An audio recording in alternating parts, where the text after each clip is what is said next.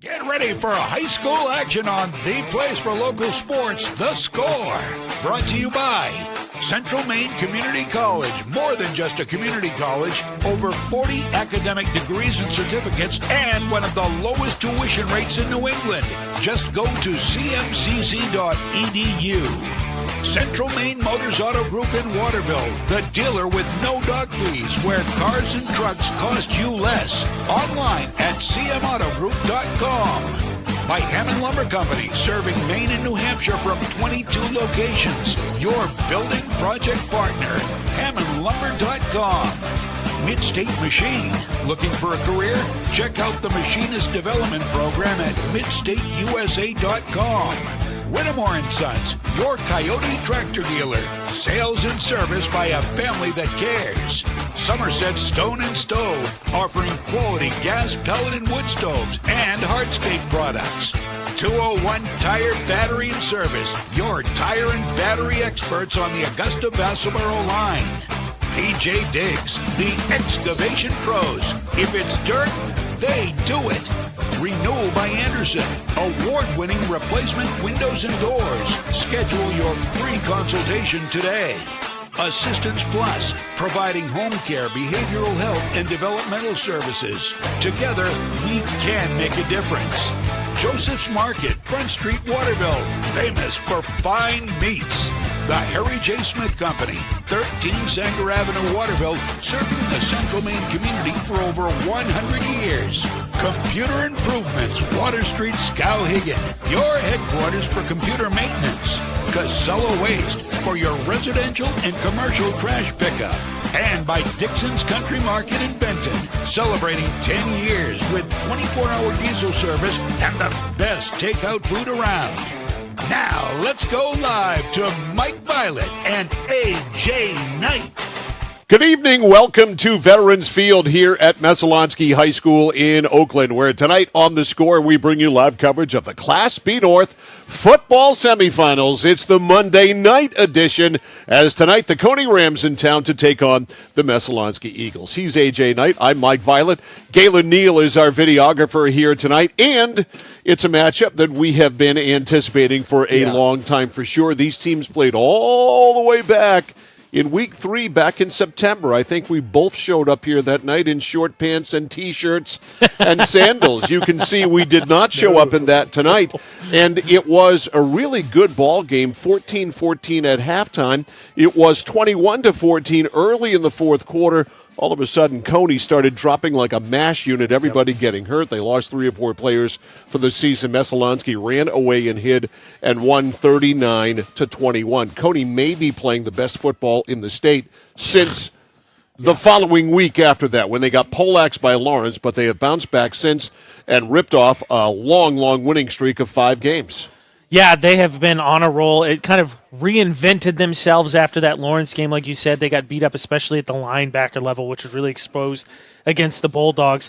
But on that winning streak, they beat Mount Blue, Bangor, Falmouth, Gardner, and then Mount Blue again. They've outscored those 5 194-88. Yes, so they've really played well, and an easy win last week in the quarterfinals in a game we had on The Score by a score of 53-6. The Parker Show has been dynamic all year long. It wasn't as big a deal in the win over Gardner, and I asked B.L. Lippert about that when we spoke to him a while ago. You'll hear about that in the pregame as to whether that was in the game plan or not. I've also had a chance to chat with Blair Doucette as well. We'll hear from Blair tonight as well on the pregame show.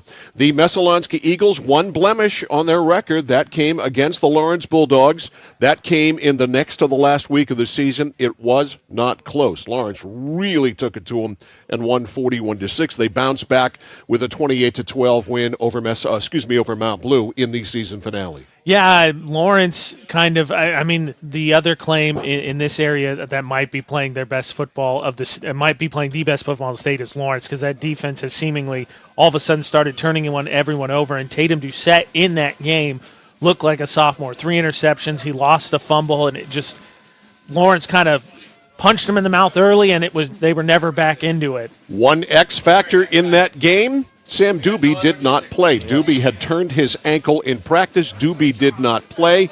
He is a dynamic running back. He is completely healthy and ready to rock and roll tonight. This Messalonskee team has been on a bye. They have been off for a couple of weeks, literally, and all the aches and pains and the nicks and cuts have had a chance to heal. Yeah, and I think that's good for Messalonskee, too, because especially who knows week to week, but it's really interesting that Messalonskee played Mount Blue, just beat them 28-12, and then Cony gets Mount Blue immediately after that, and a little bit of a delay, obviously, with all the things that happened, but basically the next week in the playoff game beats them 53-6. And I think for that bye week, important for health, but also I think Messalonskee maybe a little bit shell-shocked with, losing to Lawrence is one thing, but getting absolutely manhandled was a completely different thing, and I think a chance for them to refocus, obviously get in front of the home crowd again, and have a tall task in front of them. The other thing I think to remember when we got together for this first time between these two, Mike, I believe that game was nearly 4 hours long. Let's hope this one is not, because I just pulled up my weather app, and right now the temperature is 39 degrees. The winds are calm, but if we have a 4-hour game, it may be closer to 30 by the time it is done. There is no wind, and that is a significant factor for the good here tonight, because it is certainly a cold night for sure. Talk to the coaches. We'll talk to Coach Blair Doucette of the Messalonskee Eagles. Coach Doucette joins us next here on The Score. Looking to begin or further your career in manufacturing and don't know where to start? Midstate Machine is in need of CNC machinists at our Winslow facility, where we manufacture components for some of the most exciting industries: aerospace, defense, power generation. I'm Jeremy Stanford, manufacturing manager, and I personally want to invite you to come learn about the great pay and benefits Midstate Machine has to offer. To apply, visit midstateusa.com. That's midstateusa.com, an equal opportunity employer. Come grow with us. Central Maine Community College in Auburn. Over 40 academic degrees and programs recognized as some of the best in the United States. Nursing, criminal justice, forensic, psychology, IT, education, culinary arts, and so much more. Offering one of the lowest tuition rates in New England. Plus, a top-seeded national champion producing athletics department. Central Maine Community College in Auburn. Find your passion. Go to cmcc.edu.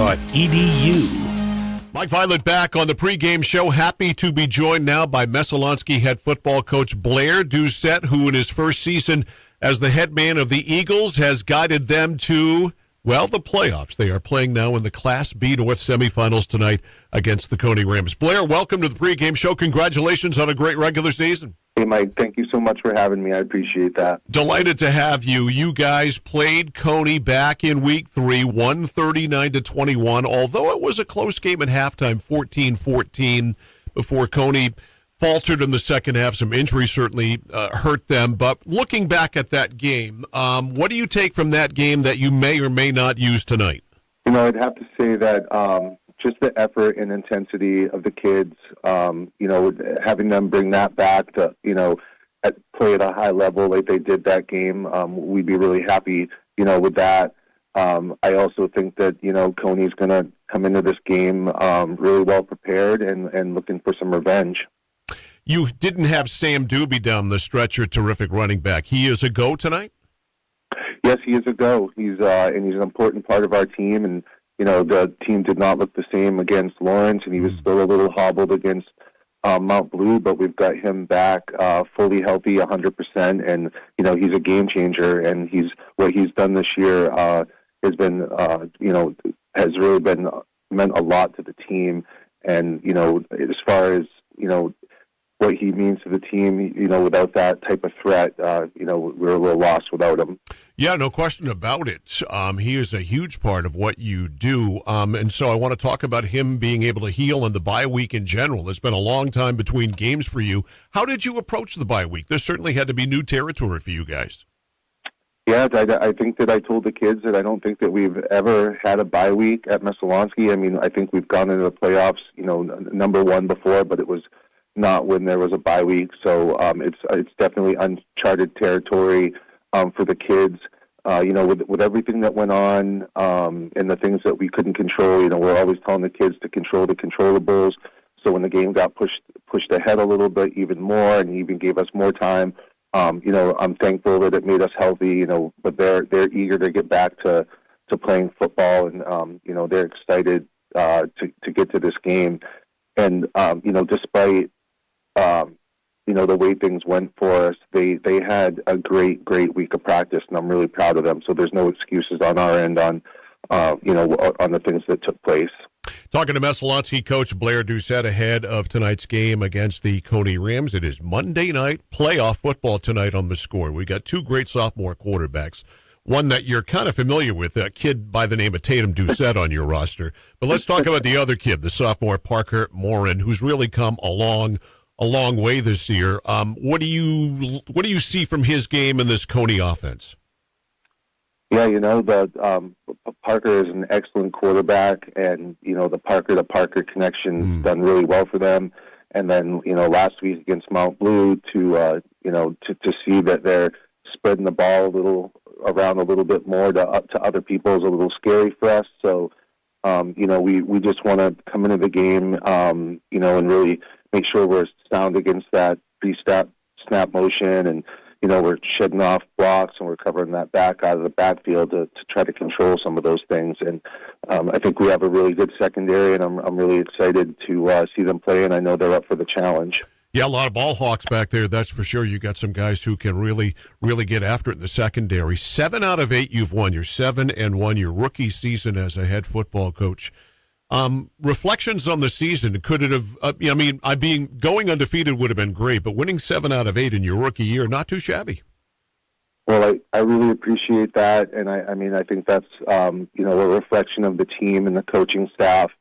I'm really super lucky that I have kids that are really focused on what we're trying to do, and especially the coaches. I have a very, very hard working group of coaches who just put so much time in, and I'm so happy with everything that they've done this year.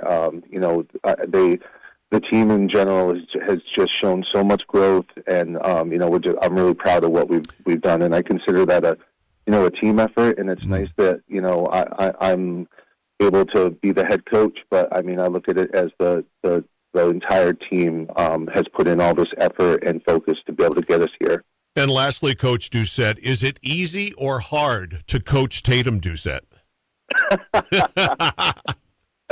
That's a loaded question. It's one thing at home and one thing at the field.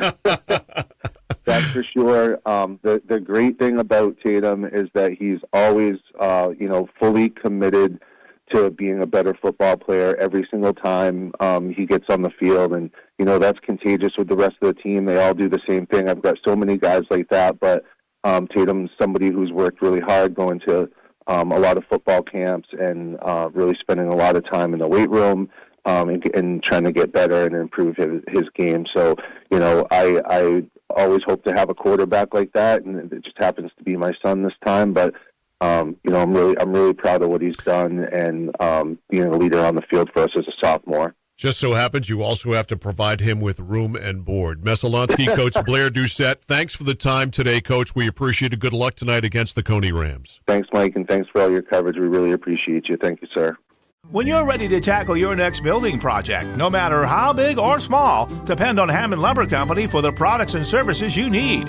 The knowledgeable staff at Hammond Lumber will be with you every step of the way and keep your project on schedule. From free estimating and project planning to design and drafting services, an extensive product inventory with a wide variety of brands to choose from, and of course, Hammond delivers from any of their locations across Maine and New Hampshire. Hammond Lumber Company, your building project partner. Mike Filan and AJ Knight back here live at Veterans Field in Oakland. They are moving things up quickly here on the pregame show and are going to start early, so we will wait and run the B.L. Lippert interview at halftime because we don't want to miss any of this. We have already had a really nice moment of silence for the victims of the Lewiston shooting tragedy that involved all of the players going out to midfield and standing in a circle, alternating each team and holding hands. And the Cony Rams have won the toss, and B.L. Lippert wants the football. We have that, and we have the national anthem. And we are ready to go. The officials for tonight's game, Paul McCarty is the referee, Bill Leary is the umpire, Brian LeClaire is the head linesman. The line judge is Chris DeRush, Ralph Vintner is the back judge, and Patrick Breton is the timer here upstairs. The winner plays the Lawrence Bulldogs. When and where? Well, if you know, please let me know. Well, we know when-ish We know it's Saturday. Yes. We know that much. We don't know where. Honest to God, they do not know where yet. Lewiston was the choice. That venue is filled all day long with soccer. This venue was a choice. It's filled all day long with soccer. Yeah, so we don't know. Yeah, there's some other ones that have just been mentioned, and we'll update as you can. Gardner, Cony, potentially if Cony doesn't win tonight. Colby, obviously, is something to think about. But follow the score. You get to see that moment of silence Mike was talking about. That's up on the score for social media. When we know, you'll know. Exactly. That's the best way we can frame it. So the Messalonskee Eagles will kick off.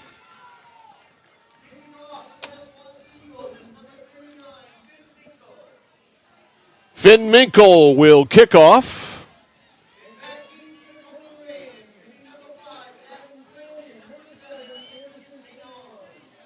Davin Flynn is one of the return men, and I cannot see the number of the other one. Safe to say it's Surgeon? I don't think it is, actually. And it's taken by an up man at the 22, 25, 30, 35, and up over the 40-yard line. On the return there for the Cony Rams, Kyle Olson, and up man. So it will be a Cony football to start things off here. 1st and 10 for Parker Morin, the sophomore quarterback. He'll have Anderson St. Onge in the backfield with him most of the night. And as soon as I say that, St. Onge flanks out wide to the left. So they're all spread out. 4 wide, nobody in the backfield. Morin all by himself. Surgeon in motion. A little shovel to Surgeon. Surgeon with an opening to the 50. You got to keep him clogged up, and they do. And if you can keep Parker Surgeon bottled up like that, you will settle for a 7-yard gain. Yeah, because we saw against not Mount Blue, Gardner, what he can do with just a few touches. He had 3 touches in that game, 3 catches, and it was 50 yards and 2 scores. So a pickup of 6. It'll be 2nd and 4. 2nd and 4 for Parker Morin, and again, they're all spread out. 5 wide, 3 left, 2 right. Messalonskee will rush for at least in their look. Morin back to throw. Has time. Fires left side. It is tipped, and it's almost intercepted. Intended for Surgeon, and this ball-hawking secondary led by Brady Brunell almost with a pick. Yeah, that's something you and I talked about the first time we had this matchup. We had a nice collection of stats from Coach Doucette, and at that point in time, 3 games into the season, Messalonskee had something like 10 picks or 8 or something like that. Well, and they had 2 in that game against Cony the first time. They have some real athletes back there in the secondary. 5 wide again, 3rd down and 5 from the 49-yard line. Morin to throw it. Looks right, pulls, now throws it downfield. A lot of coverage there, and it's incomplete. Out of bounds, but a flag down. 2 flags down. And this will be pass interference on the Messalonskee Eagles. The ball was out of bounds. So not a catchable ball, but interference is going to be called. Yeah, that one, definitely some contact, but I'm with you, not catchable. The other thing is Morin held on to that. Dimmons was open early. Yeah, he pulled it back. So the penalty marked off from the line of scrimmage at the 49-yard line. It is a 15-yard penalty. Defensive pass interference. Big penalty against Messalonskee because of both these high-powered offenses. The last thing you want to do is continue a drive for one of them. Indeed. 1st and 10 for the Cony Rams at the 35-yard line of Messalonskee. Morin in the gun, 5 wide. Parker Morin back to throw. Looking left side. Fade down there for Surgeon, and he's got it! Surgeon is right to the 1-yard line. A fade to Parker Surgeon, and he's able to pull it in over Jack Kinney, and it's goal to go for Cony on a 34-yard pass play. Even on that one, Sargent had a step more and let that one up there, but a nice adjustment by Sargent to go back and get it. He did. He left it a little high, a little too much air under it, but Morin stuck with it and pulled it down. Sargent stuck with it, pulled it down away from Kinney. And it is 1st and goal at the 1. St. Onge will be in the backfield to the left of Morin. 2 to the right, 2 to the left for Parker Morin. On 1st and goal at the 1. It's going to be Morin on a keeper. He scoots right in over left tackle. Touchdown, Cony. So the Rams take it right down the field, go 57 yards for the score, thanks to a huge pass interference penalty, and they lead it 6-0. And that's something to watch, too. One of the things you and I talked about, Mike, pregame, or leading up to this game, maybe not so much in the pregame, was that Morin has some legs, obviously not to the same as Doucette, but I think it's something he could take advantage of a little bit more often. Foster for the conversion. Morin will hold. Snap good. Ball down. Plenty of length. It is up, and it is right down Broadway. And 1:11 into the first period. A punch early on by the Cony Rams as they take it right down the field and score. Big play. Well, two of them, actually. A defensive pass interference penalty, then a 34-yard pass play from Morin to Surgeon. A 1-yard run by Morin. Foster with a conversion, 7-0 Cony with 10:49 left in the first. And that's exactly what you want to do, right? If you're going to take the ball first, you better do something with it. Cony gets a break from the penalty, but ultimately results in 7. All right, Foster ready to kick off. Card back to return in the middle. Garrett Card wearing number 4. There are actually 5 deep men from the 20-yard line or so back, waiting for the kick from Foster. Card did have the touchdown return against Lawrence. He did. That was their only points of the game. Yep. As Lawrence stymied them. Here's the kick by Foster. It will be Card at the 7. 10 to the 15. Up the middle he goes, 25 to the 30. Look out, he's got speed, 35. And Garrett Card with a 32-yard return up to the 36-yard line. So Messo with good field position. 1st and 10 from their own 36. Card kind of the opposite number of Surgeon in this Messalonskee offense. He had a huge game the first time these teams met. So let's see this Messalonskee offense with a full complement of players with the return of Doobie. And Doucette will come out, and he will spread them all. 5 wide. All out, that is. 5 wide. 4 to the right, 1 to the left. We're going to see some points tonight, Mr. Man. Doucette back to throw it. Looking. Going long. The first play of the game. We got a flag down. It's incomplete down the left sidelines. And we have a flag down in the backfield thrown by the referee, Paul McCarty. Cony didn't look like they were completely ineligible receiver downfield. Wow. I wonder that was supposed to be, a flip out to the right side and get some blockers out there, but Cony didn't look completely ready on defense when that happened. Cony denied that penalty. No, they didn't. They're going to take it. They take that's what the head ref did this. I thought so too. He waved it off. Okay. Whatever. So it'll put it back at the 31 or thereabouts. So it will be 1st and 15. They take the penalty. No, they're not. They're putting it back. Okay, all right. So they have decided. I say the head ref waved it off, but then they marked off the yardage. All right, so the penalty is refused. So it's 2nd and 10. Now that we've got that all straightened out, 2nd and 10. Ball officially at the 37-yard line. Doucette with 4 right, 1 left. And a man going in motion. That is Doobie. And I heard a whistle. I did. And what is this? Somebody in the neutral zone, perhaps? It is. Offsides on Cony. What a weird start to Messalonskee's offensive possession. They've run one play. It just seems like more. So it is 2nd and 5 now after the penalty. Going in motion is Doobie. Doobie behind Doucette in the shotgun. 3 to the right. They're going to hand it off to Sam. Sam only able to get to the 45-yard line. A short gain of about 2. On the bottom of the pile there is Johnny Letry on the tackle, big defensive lineman. A gain of 3. It will be 3rd and 2. The winner plays Lawrence on Saturday, somewhere at some time. 3 wide to the right for Messalonskee, 1 to the left. Cony will rush 3. Doucette going to run the option to the right, keeps, cuts back, and he can't break the grasp. Cony all over that. Well defended, and Johnny Letry there again for a loss on the play. Back to the 43-yard line, and Messalonskee is 3 and done on their first possession of the game. No, that was just 2nd down, Mike, I thought. Wasn't it? Yeah, because the No, penalty. it was third. Oh, yeah, you're right, because they didn't take They're the 5. punting. Good call. That's right. So they are going to punt. Doucette standing at his own 31. Tatum's got a pretty good leg, and it's a dead ball foul here, so a plethora of penalties, illegal procedure on the offense. Messalonskee kind of looks like a team that didn't play last week, don't they? Yeah, they sure haven't started smoothly, that's for sure. I believe that's Stavin Flynn ready to return this punt. So, a 5-yard penalty.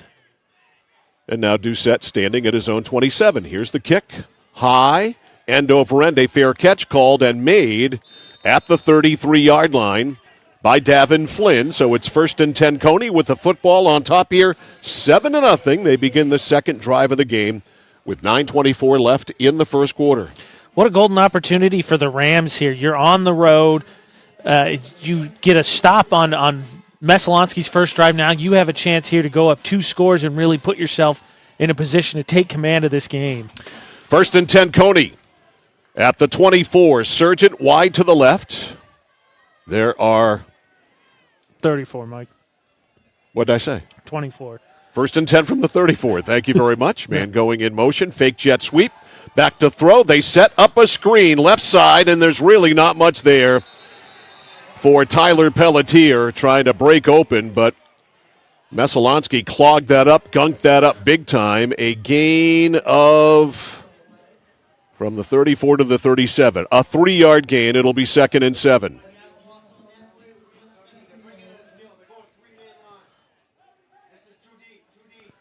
Actually, no, it's a loss on the play. Yeah, they went back to the 32. I was looking ahead, and I shouldn't have been. So a loss back to the 32, a loss of a couple. 2nd and long, 2nd and 12. Morin loads it up left side. There's Sargent, and it was thrown to the outside. He was going to the inside. There on coverage, again for the Messalonskee Eagles, was number 10, Jack Kinney, who got beat for the long pass play earlier. That is a long incompletion, and it is 3rd and 11. Sargent had a step again. I mean, there was a chance there for that big play. Just like you said, a miscommunication. Sargent was inside, and that one was out towards the sideline, which I think, for Morin, that's exactly where you want to put it. 3rd down and 11. Again, empty backfield. 2 wide left, 3 wide to the right. Back to throw. Morin rolls to the right, looks, has the option to run, and he is going to try and run, but gets nothing. He scoots out of bounds at around the 35-yard line, a gain of 2. And it'll be 4th and long, and Cony will be forced to punt. So it is 4th and 9. Garrett Card back to return. The punt here at Parker Morin. A defensive struggle, as everyone predicted for this game. Let's not get carried away. There's 8:35 left in the first quarter. Morin will get rid of it near his own 25. Snaps a little high, but he handles, has to pooch it quickly. It's a good punt. Card at the 30. And breaks a tackle, but can't break the second wave, and he is down at the 33, 34-yard line. The tackle by Ethan Demmons on special teams.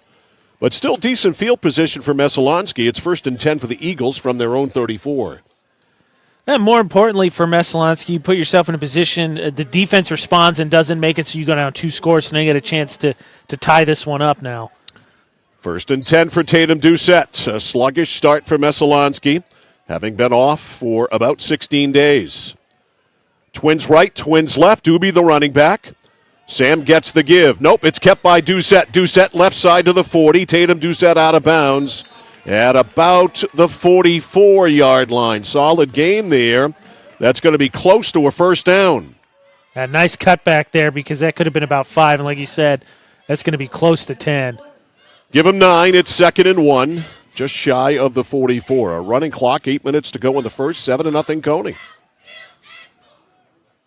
2 to the right, 2 to the left. And Doobie the back to the right of Doucette in the shotgun. Cony will rush 3. Doucette to throw. Nobody open, going to run with it now, and he's tripped up. Good tackle behind the line of scrimmage. He ends up getting back to the line of scrimmage, but an excellent tackle there of a tough guy to tackle. That's Waleed Jamo on the stop there. And is it enough for a 1st down? It is. Yeah, he fell forward. So Jamo takes away what could have been a big gainer with that tackle right at midfield. So 1st and 10, Messalonskee at the 50. 45. Right at the 45. It's right in front of me. It's not hard. All right, from the gun, Doucette. Back to throw. Fires left side, overthrows his man at the other 45-yard line. That is out of bounds. Incomplete. That one might have been a little bit predetermined because the coverage was solid there. Unless your receiver is going to sky for that because the defender did not have his head turned around. That one, tough one to complete there. So, 2nd and 10 from the 45. Tonight's game brought to you by Central Maine Community College, more than just a community college, with over 40 academic degrees and certificates and one of the lowest tuition rates in New England. Find your passion. Go to cmcc.edu. 2nd and 10 from the 45. Going in motion is Brunel, and a whistle as soon as the ball is snapped and procedure called on Messalonskee. And as you said, they definitely look like a team that's been off for 16 days. That's already third penalty, 25 yards. That's the thing. You're helping that Cony defense. We expect both these offenses have the capability, obviously, of big plays, but you're giving the Cony defense the help by putting yourself behind the chains. So, 2nd down and 15, backed up at the 40. 2 left, 2 right. Cony will rush 3. 2nd down and 15. Going in motion, Brunel. The handoff is to Doobie, and Doobie gets absolutely, positively, emphatically nothing. Yeah, he got right to the line of scrimmage and just ran into a wall there and got absolutely stuffed. So 3rd and 15. 3rd and 15, 6:45 to play in the first, 7-0 Cony. Rams took the opening kickoff for a score on a 57-yard drive, helped out by a defensive pass interference, and then they completed a 34-yard pass play to set up a 1st and goal at the 1. Trips right, 1 left for Tatum Doucette. In the flat, ball is thrown out there. It is caught by Brunel, and Brunel went out of bounds, and he got driven out there on the near side by Caden Veyu. He's lucky there because he bobbled that. It ended up on the turf and went out of bounds. I'm going to guess it's in. No, they marked off the yardage. No, it is a completed pass. It is a completed pass, and it sets up a 4th and 14. So another Messalonskee punt. Parker Surgeon is the deep man.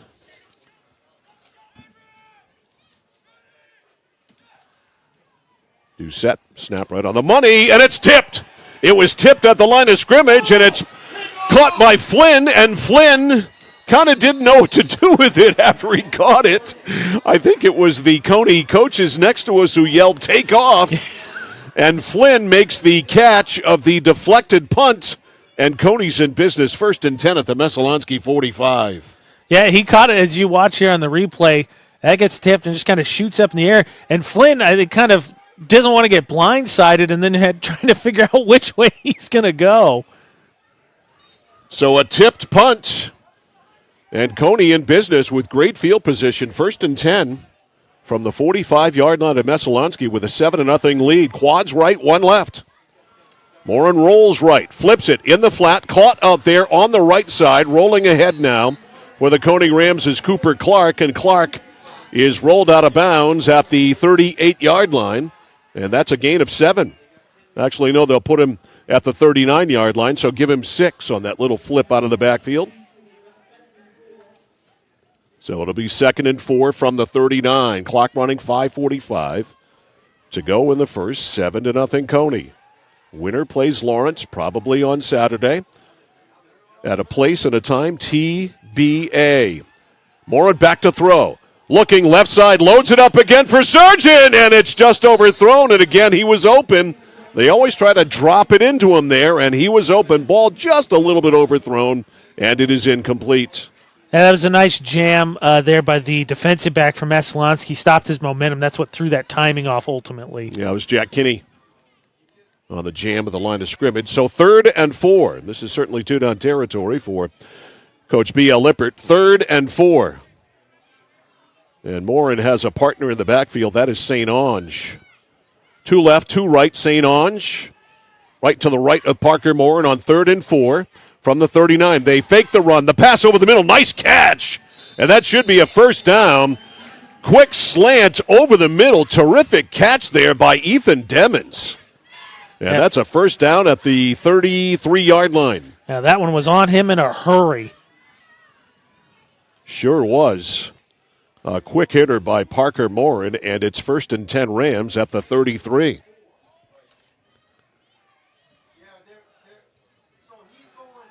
Two to the right, two to the left, and again St. Ange to the right of Morin in the backfield. 1st and 10 from the 33. Handoff inside St. Ange, tough running, and he bruises his way down to the 30. And that's the end of that, a short gain. Anderson St. Ange has come on here in the second half of the season and been a vital part of what the Cony Rams have done, taking over for Zach Heidel. Yeah, he played the first game that he saw meaningful snaps was the first matchup of these two, and I think he had something like 81 yards on 9 carries for a touchdown. 2nd and 7, trips left, Twins right. Morin in an empty backfield. Man in motion, fake jet sweep. Looking. Lobbing downfield, and it's overthrown, almost intercepted down there by Jack Kinney, intended for Cooper Clark. And actually, Kinney had the best crack at it, and it was overthrown, incomplete. Yeah, I think that was a misread there by Morin, because by the time he delivered that, not only was the corner in good box out position, the safety was over there to really narrow down that window. So 3rd and 7, again, 2-down territory, 3rd and 7. Cony at the 30-yard line of Messalonskee. Trips left, Twins right. Morin back to throw, fires left side. Ball is caught there by Cooper Clark, and Clark is down at the 17-yard line. A first down, a gain of 13 for Messalonskee.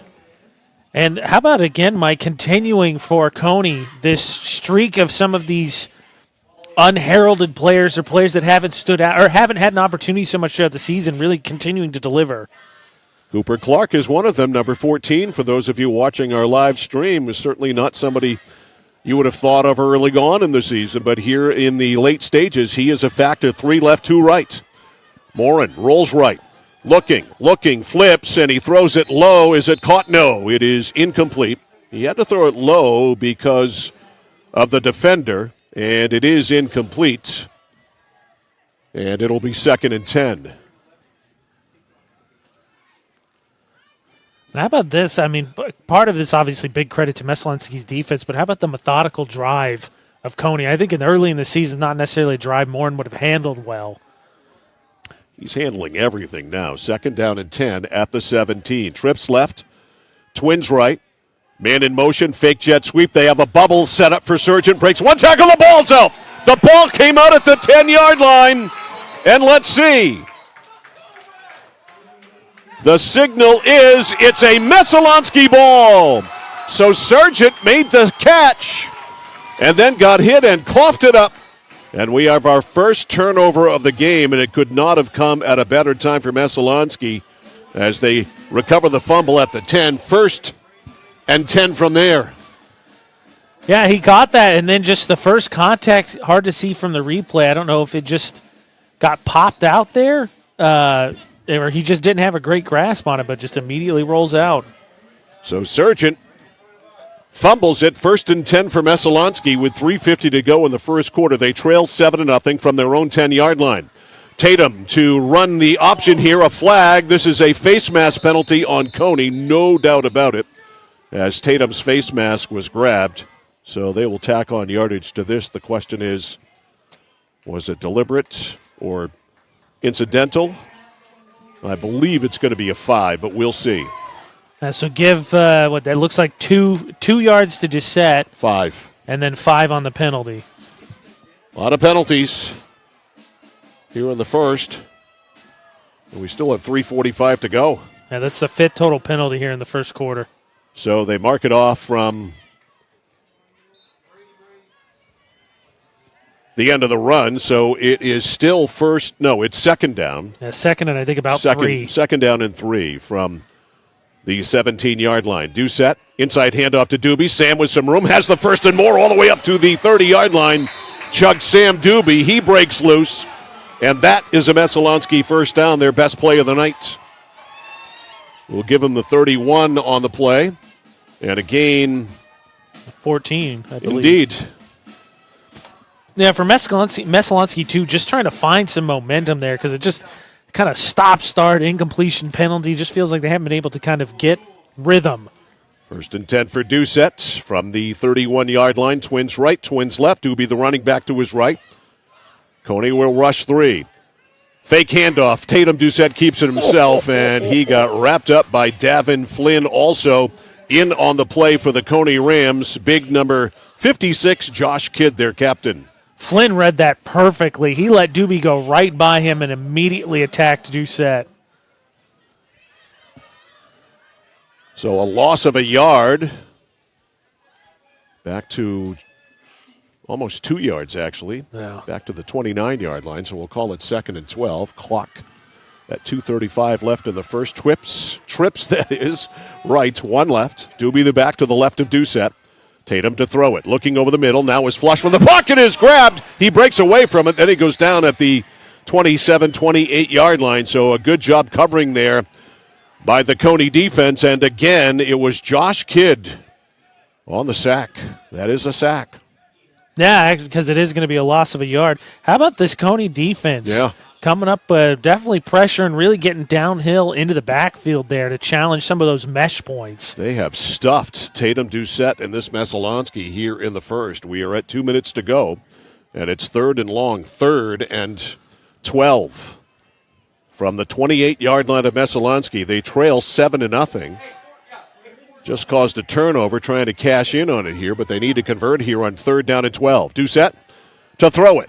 Right side, up for grabs. It is incomplete. It went off the hands there of Brady Brunel, the intended receiver, and Flynn had a chance to pick it. Yeah, that one, yeah, you're right. Flynn, going to be tough, I think, to get his feet down on that one, but he had a shot at it. And Denny Martin is going to come in to punt now rather than Tatum Doucette. Both the quarterbacks are the regular punters, but now Martin is going to punt. Sargent standing at his own 43. Martin will get rid of it around his 20. High wobbler. Sargent will let it go, and it takes a nice, healthy Messalonskee bounce. The Eagles get the benefit of good fortune. A bounce all the way down to the 26 as they pin Cony back as deep as they've been pinned in all night. And it'll be 1st and 10 Rams at their own 26. 1, 2, 3, 4, 5, 6. This is the 7th combined possession in the first half. Yeah, three punts for Messalonskee. Cony scored on their first one, and then obviously they have punted twice. So 1st and 10 Cony. Like I said, the defensive struggle everyone predicted. You're darn right it is. What did I say? In the 30s, maybe 39 to 33? You meant total. We're going to have to get there, apparently. We're going to have to work. Back to throw is Parker Moore and flips it out right side out to Cooper Clark, that is. And Clark swinging out of the backfield there, a short gain. He got to the 29, give him 3. Yeah, we have a ways to go even to get to a combined 39 or 33, either way. But I seriously thought this game would make it to the 30s. We have 1 minute to go in the first quarter. Parker Morin has 4 to the left, 1 to the right, 5 wide. Empty backfield. Morin, plenty of time. Great job by the offensive line. Out to the receiver, and it's caught. And breaking away for Cony, it's Caden Veyu. And Veyu may score. He is out of bounds at the 1 yard line. No, ref says touchdown. All right, he's changed his mind. Touchdown. How about that? A 71-yard strike from Parker Morin to Caden Veyu.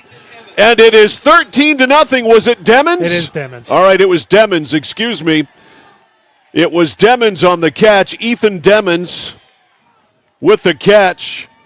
And I think that was a matter of Kinney wanted to go for the ball, started to go for the ball, then realized that going for the ball probably wouldn't be the right move, and it cost him. Also, 4, I believe, is card, right, for yes. Messalonskee. I think he popped his shoulder back into place at the end of this replay. All right, and now we've got Cony shifting out of kicking for the extra point to having Caden Veyu play Wildcat, and then Cony decided this didn't look good. So apologies, that was Ethan Demmons on the 71-yard pass play for the score.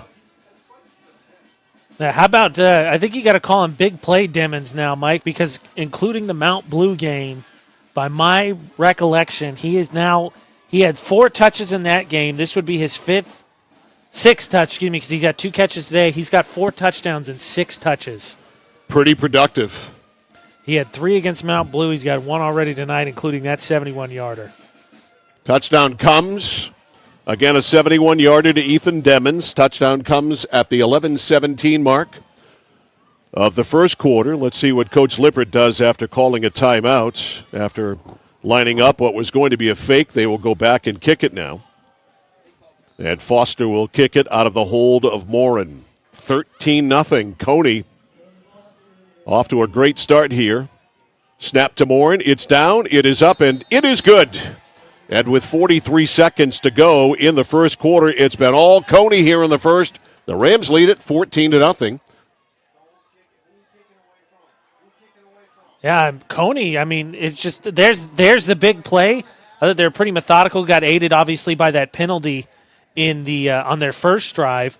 But Messalonskee just looks all out of sorts on offense. They, again, look like a team that hasn't played in over 2 weeks. They are very out of sync offensively, and defensively, they are being picked on. Well, I think that's one of the things. We talked about how this Cony team has reinvented themselves. You knew what Surgeon, obviously, the Rams lost to Napolitano, but St. Ange obviously gets a lot of the credit, the running back position, but Demmons has really come on late. Sure has. Ethan Demmons has been a terrific player. Card, Brunel, and Hansen back to return with Card in the middle. They want him to handle it. Let's see how Foster handles the kick. Squibber, and this may go out of bounds. It does. So a flag here, illegal procedure is the official call, and a decision to make for Blair Doucette, the head coach of Messalonskee, that is. Do you want to take it at the 35 or have him kick it again? Looks like the offense is trudging out there, so I think they're going to take it at the 35. Referee Paul McCarty over to get the word, and it will be at the 35. So, Messalonskee, 1st and 10 from the 35, trying to get untracked. They have been stopped here in the first. Yeah, their longest play thus far is 14 yards. That was the Doobie run. That was the Doobie run. Trips rights, 1 to the left. Doobie in the backfield to the right of Doucette in the gun. Hand up to Sam. Sam stood right up. Nowhere to go. This Cony defense just smothering. They are all over the place. On the tackle there was Jackson Vayu, who stood up. The ball carrier, Sam Doobie. And no gain. It'll be 2nd and 10. Credit to Cony because obviously Messalonskee spreads the field, which should make obviously for a little bit lighter box. But that defensive line and those linebackers are getting downhill and just stopping Doobie at the point of attack. 10 seconds left in the quarter. 2nd down and 10. Twins to the left, 1 to the right. Handoff to Doobie. Finds some open space. Can he get outside? He does. 40, a stiff arm 45. And out near midfield as the clock winds down to 0. He's out of bounds at the 49. That is a first down run of 13, and that is it for the first quarter. 1 done here in Oakland in the Class B North football semifinals.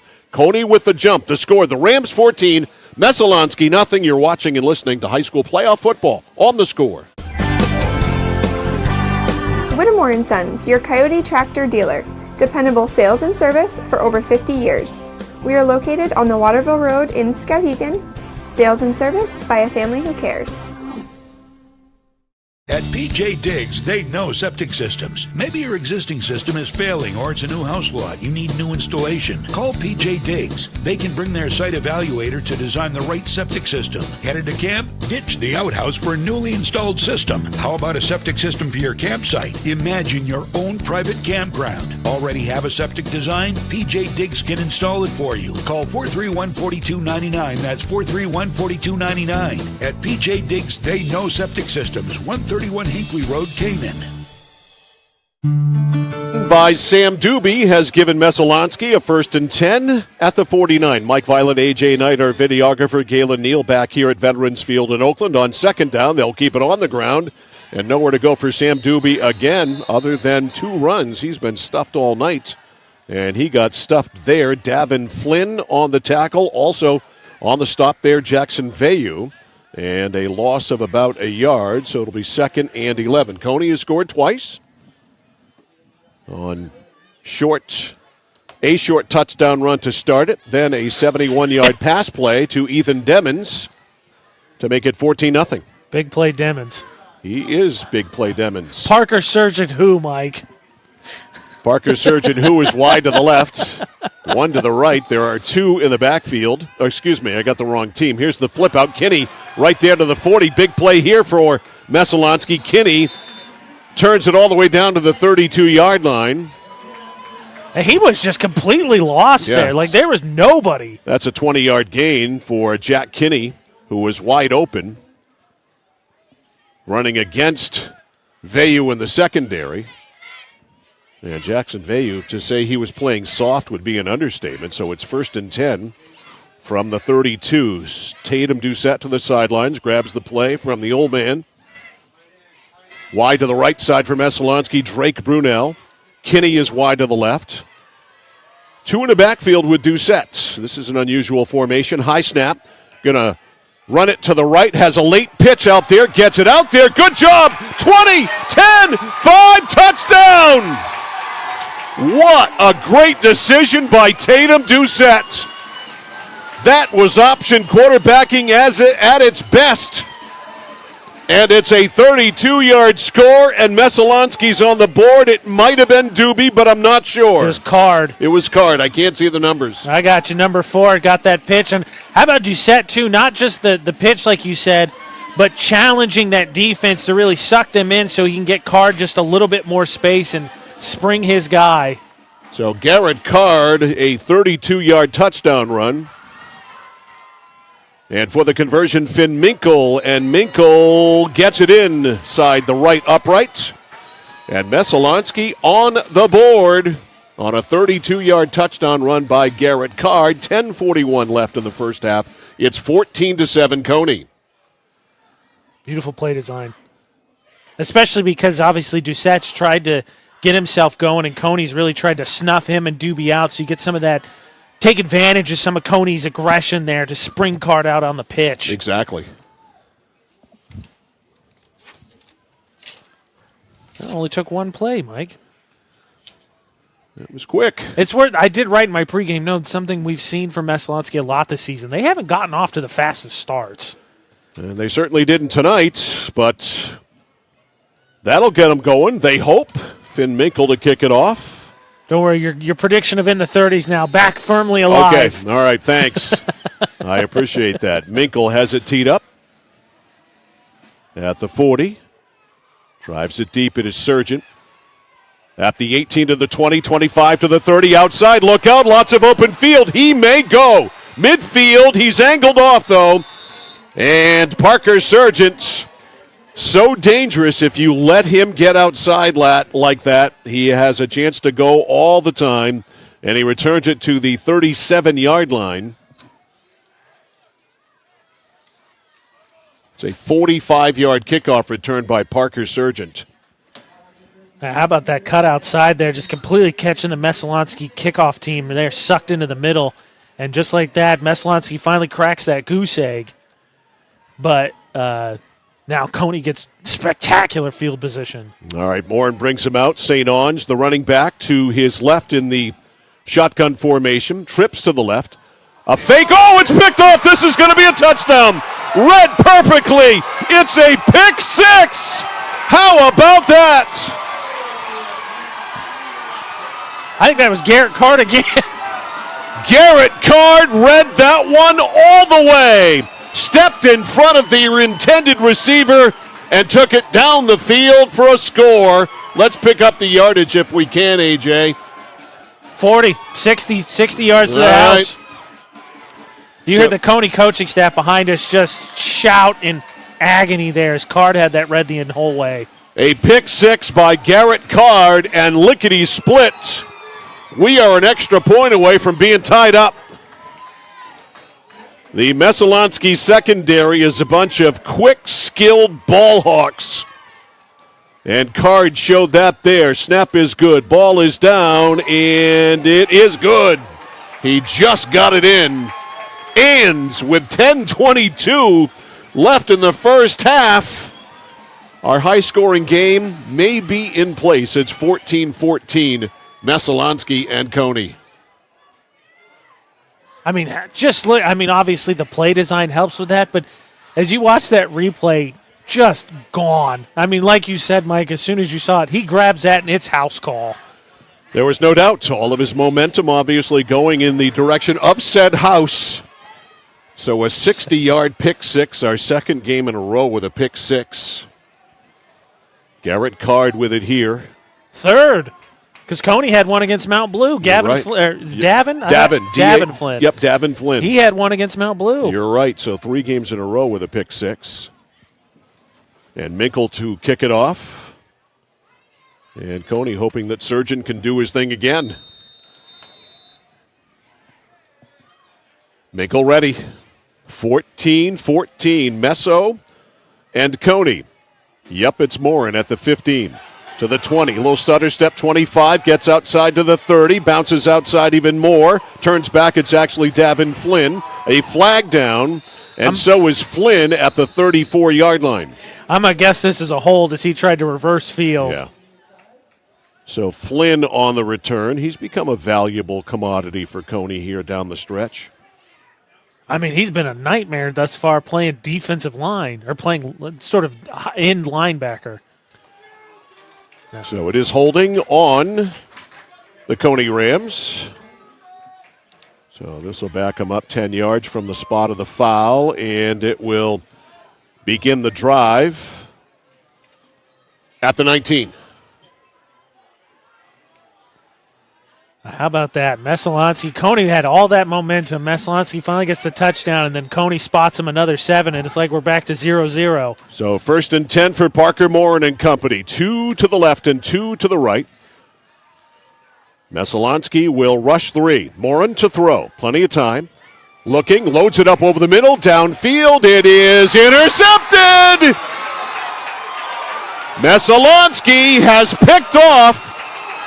And that was Garrett Card again. Parker Morin on consecutive passes.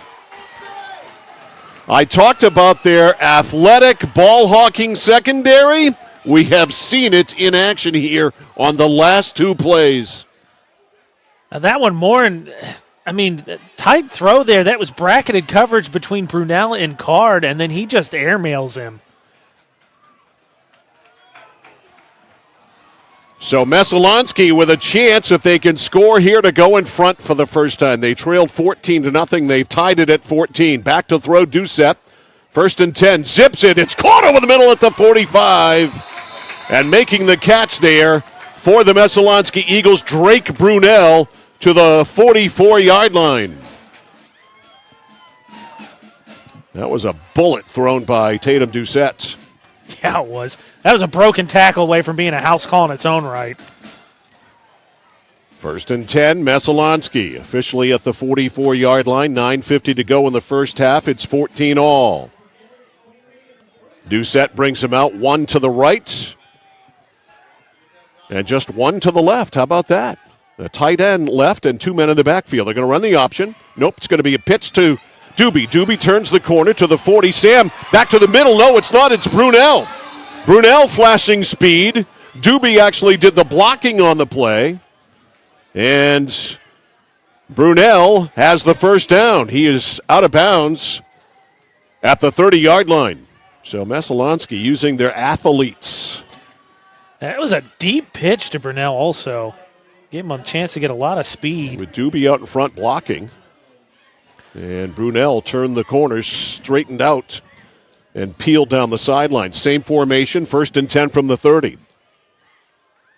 Doucette calling signals. Rides it, and it is Doobie on the carry.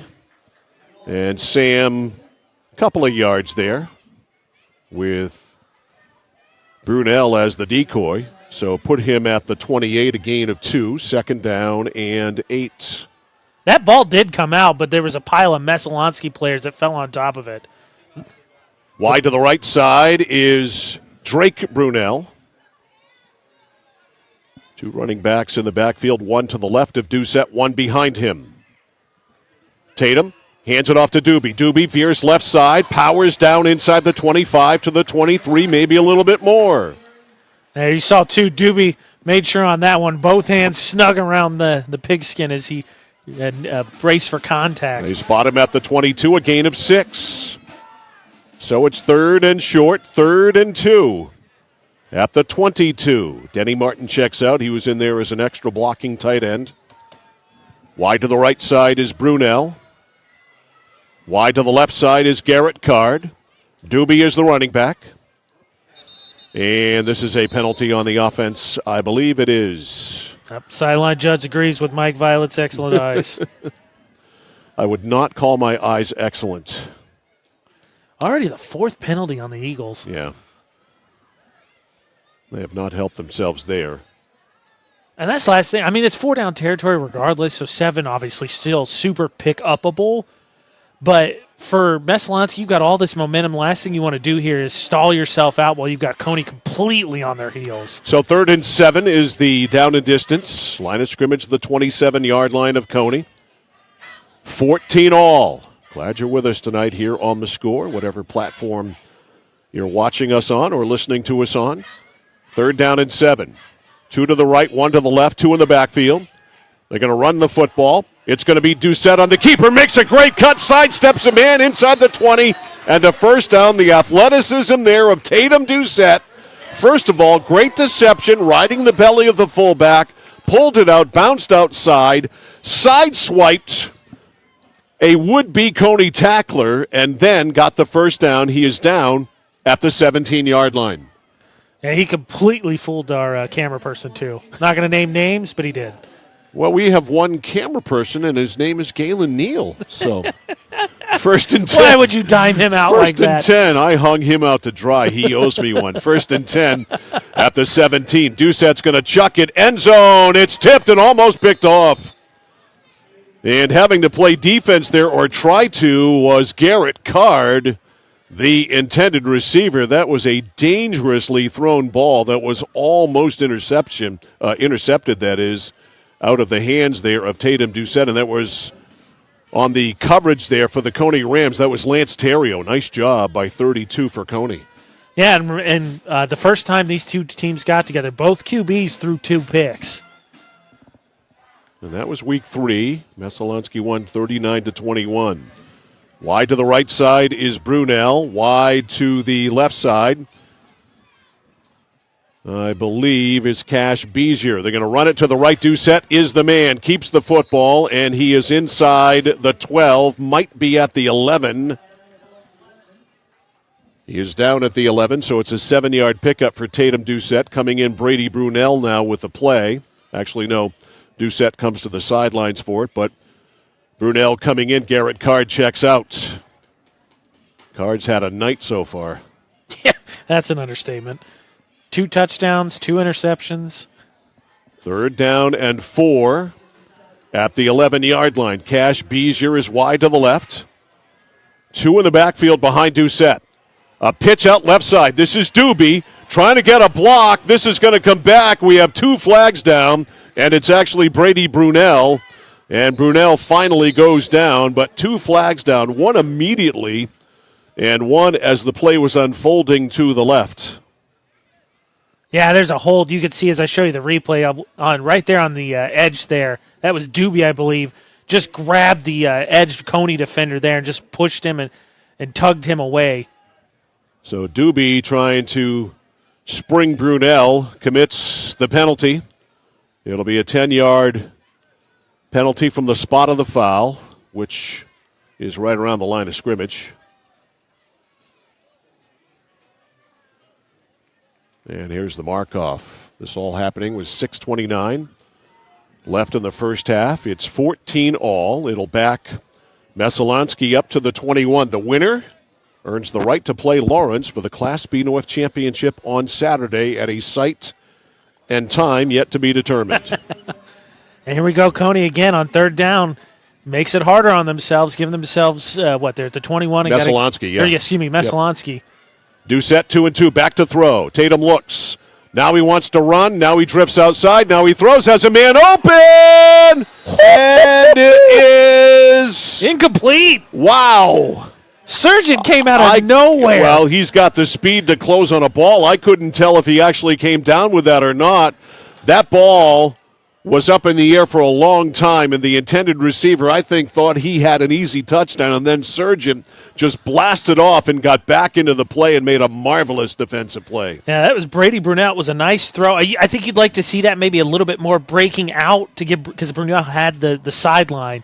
But Surgeon had to make a superb recovery to knock that down. Harder throw to the outside. It's a touchdown. So it's 4th and 13 from the 21. Big spot here in this game. Tied at 14, 6:10 to go. Got trips to the left and one to the right for Tatum Doucette. Back to throw. Doucette fakes. Now looks. Now flush from the pocket. Now there's a flag down, and he throws it deep. There's a man there. It's caught. Touchdown. But I believe this is going to come back. It is caught for a score, but this is coming back. At Cony there, you got a chance to make sure. You just got to knock that down. I'm with you, Mike. I think that's holding. Looks like in the replay you see it there, but Drake Brunel just gets all by himself in the back of the end zone. And it is holding on Messalonskee. So what, 4th and 13 is about to become 4th and what, Norwalk? If we go that way, facing that way, let's go Sydney. 4th and Sydney? Yeah, 4th and Sydney, because that's going facing south. So 4th and Sydney, i.e. 4th and 23, and believe it or not, they're going to punt. Really? Seems like an odd decision here. I mean, I know you can't get this, or it's unlikely. It's like 4th and 23, but still. I'd take a crack at it. You got nothing to lose. Here's the punt. Can they pin him in? It is, it hit at the 3-yard line and goes into the end zone. So you end up getting an 11-yard net out of this. Yeah, I think you got to go for it. You take a shot, especially when you think about the fact that Cony's offense in the last 2 plays has thrown a pick 6 and an interception. You have got to go for it there. I'm with you. That's a missed opportunity by Messalonskee. So it's 1st and 10 for Cony at their own 20-yard line. 5:55 left in the first half. Cony already up to 6 penalties here in the first half. Each team has committed a lot of them. 1st and 10 from the 20 in a 14-14 tie. And what a break here for the Cony offense after their defense, and with a little luck from some penalties or a little help from some penalties, gets that stop. Parker Morin in the shotgun has St. Ange to his right. Out in the right flat, the ball is caught out there. Jackson Veyu, and Veyu covered well. Excellent running to the ball by the defense led by Denny Martin of the Messalonskee Eagles. Number 12 in red got out there quickly, and a gain of 4. And the Messalonskee faithful wanted to hold there on Terrio, but I think he more so just kind of spun him around. 2nd down and 6. Worth noting, Mike, St. Ange 1 carry. Yeah, he's not been part of the offense for sure. Jackson Veyu in motion. St. Ange to the left of Morin. Morin rolls left. Throws downfield. Ball is caught by Sargent, but he had to roll to the ground to get it, but it's still a first down at the 33-yard line. So a gain of 10 and a first down for Cony. And nice, I think, just getting some rhythm here for Parker Sargent trying to get back into his flow, but I think there you maybe see a little bit of the yips to a certain extent from the picks and make sure to put that one close to the turf. Yeah, you're a little gun shy. Basically, bit. 1st and 10 from the 33. Twins right, 1 left. St. Ange the back to the right of Morin. Messalonskee rushes 4. Handoff to Morin, from Morin to St. Ange. Outside, turns the corner, but still nice stiff arm there by Anderson St. Ange. Still a pretty good job by the Messalonskee defense to string him out, led by Garrett Card, who has the speed to get out there, and he did. Also out there was Dawson Dingus. Yeah, it looked like St. Ange was going to be able to get a corner there, like you said, but Messalonskee did a nice job just shuffling. So by the time he really squared his feet up, he was kind of already stuck along the sideline. St. Ange got out of bounds, 4:37 left in the first half. Second down and 3 after a 7-yard gain. Now an official's timeout, and actually a Messalonskee timeout taken here with 4:37 left in the first half. Now, as we move on to the conference finals, because the Maine Principals Association has a contractual agreement with another broadcast outlet, we are not allowed to provide you video streaming of that game, but we can do a radio-only broadcast, and we do, no matter where the game is played and when. We'll be there. Coming up on Saturday, we'll have live coverage on the Score on AM 1160 WSKW, and we'll stream it live at 1160thescore.com, centralmainsports.com, all the platforms of all of our radio stations, Mix 107.9, True Country 93.5, and also, of course, on the Score app, which you can grab for free at Google Play or the App Store. Hard to believe after tonight, Mike, just 2 more broadcasts in the fall season, region finals and state. That's it. Crazy to think. It's not fair. This is not supposed to end. Well, luckily, fingers crossed, due to some circumstances out of our control, we'll have some UMaine sports on the Score to fill in the gap before we get. I mean, it's not going to be that long before we're turning around and we're in hockey and basketball season for high school. Yeah, November will not be a no local sports broadcast November here on the Score after Absolutely the high school not. season is over with. All right, second down and 3 after the Meso timeout. Morin in the shotgun, 2-2. St. Ange the back. He veers left with Morin. Morin looks to throw, loads it up downfield. There it is, up for grabs, and another interception. The third of the night by Messalonskee. That was really a 50-50 ball, and the 50 came down to the Messalonskee Eagles, and they pick off Parker Morin for the third time at the 26-yard line. Drake Burnett, again, just double coverage. Dimmons kind of wandered over there as he's hurled that up to Sargent, but again, it just seems like kind of more hoping and praying as opposed to the confidence and right reads earlier in the game. Who picked that off? Drake Brunel. It was Drake Brunel. So Drake Brunel with the pick. 1st and 10 from the 26.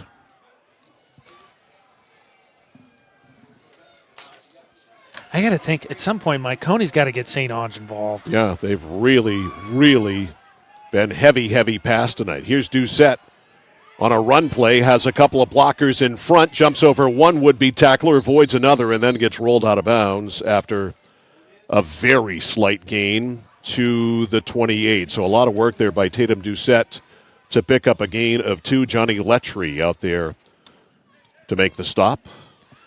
Yeah, nice job again, Cony's defense stringing that one out. Obviously, worth noting in the first game, I think you saw that actually in the one of the highlights with the pregame interview with Coach Doucette, the back-breaking play in the matchup between these two was Doucette's 65-yard touchdown run.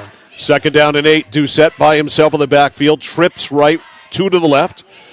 Card goes in motion. They run the option that way. The pitch to Card. Card turns the corner. Card to the 30, has a tackler on his back. He's spun down there. And a modest gain to the right this time. Again, a lot of running there to pick up 2 yards. And nice job again by Cony to string that one out.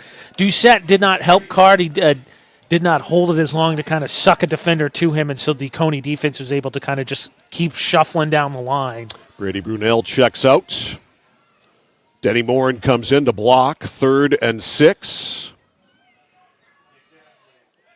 2 to the left. 1 to the right. Morin is wing right as a blocker.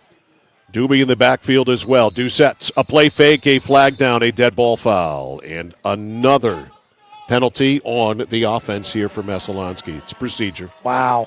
That is penalty number 7, 54 net penalty yards. That is not good. I gotta bring this up now too, Mike. My penalty sheet on my stat sheet only has room for 15 total penalties. Well, they're going to have to nip it in the bud because that's something you can't be allowed to do is go over the allotted 15. I just don't have the space. I know. Man, life is tough. We all have crosses to bear. Oh man!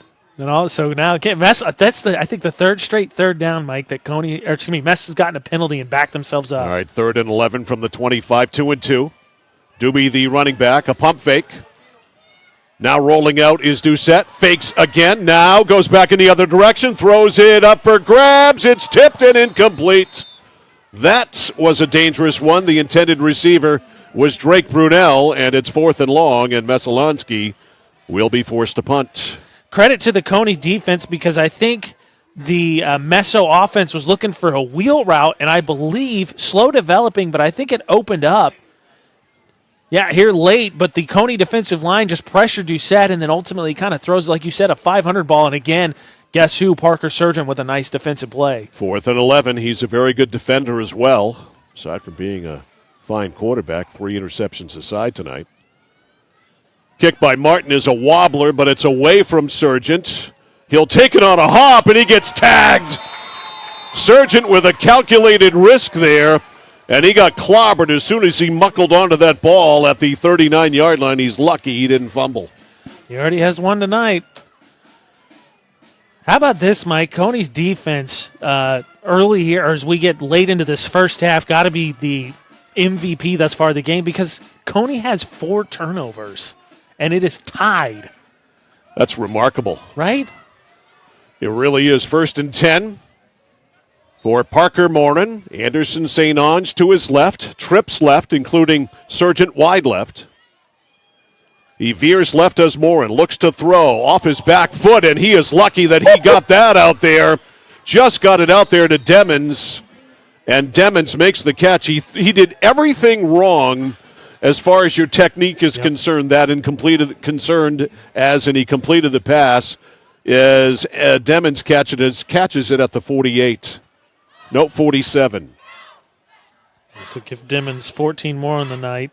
So 14 yards on a throw by Morin, rolling to his left and throwing off the wrong foot. He got it there. 1st and 10. Surgent reverses after the little flip, and Parker to the 44, gain of 3. That's a pass. Yeah, it's definitely a pass. The thing I don't like about it is Surgent's coming in motion, and I can understand if there's a cutback there, but the last thing I want is for Surgent to start and stop. Yeah, let him roll to the right. Jet sweep it all the way. I don't know if that's the way he did it himself or it was designed that way. Nonetheless, a short gain of 3, 2nd and 7. Everybody's out. 2 to the left and 3 to the right. Morin at midfield, back to throw. Looks right, nothing there. Now rolls left, now tucks it under, and scoots out of bounds right in front of his coach.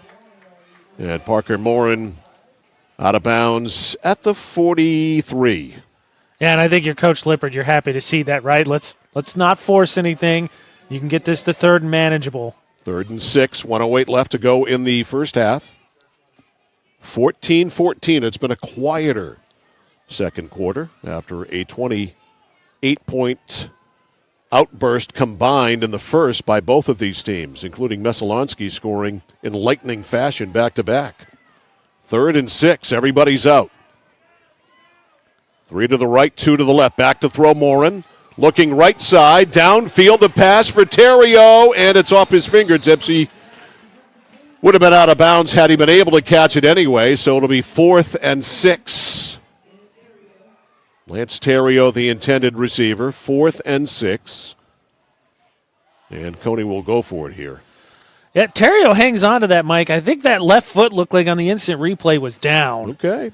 It was close. I mean, you got it kind of tough to tell in normal speed because obviously he possibly could be picking it up as he makes the catch, but I think he had a chance. All right, 4th and 6. You got twins right. And 3 to the left. Back to throw Morin. Loads it up left side. Ball is caught on the sidelines. A first down.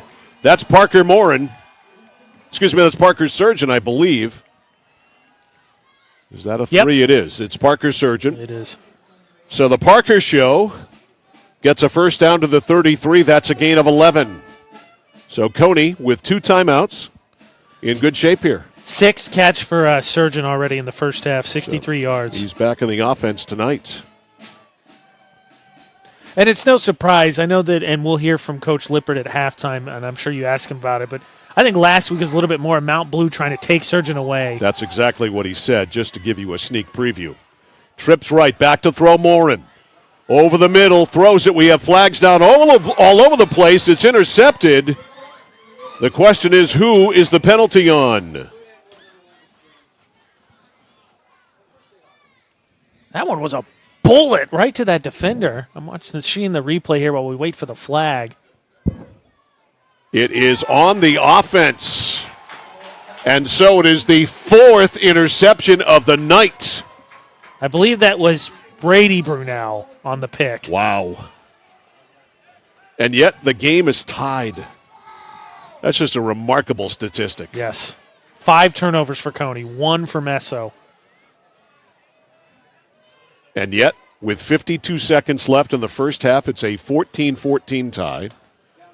So Messalonskee will take over at their own 17-yard line on the 5th pick of the night thrown by Parker Morin. Normally a nightmare, but not so much. 4 picks, 1 fumble. 4 picks, 1 the fumble. 5. All right, so 4 interceptions and 1 fumble added up to 5 turnovers. Here's Doucette scrambling. Doucette 20 to the 25 and slides out of bounds at about the 24-yard line. He got 7, stops the clock, saves a timeout. Cony is doing a nice job, even on that play, right? He gained 7. It's a long way to run 7. They're doing a nice job staying committed to keeping, not allowing him to break out.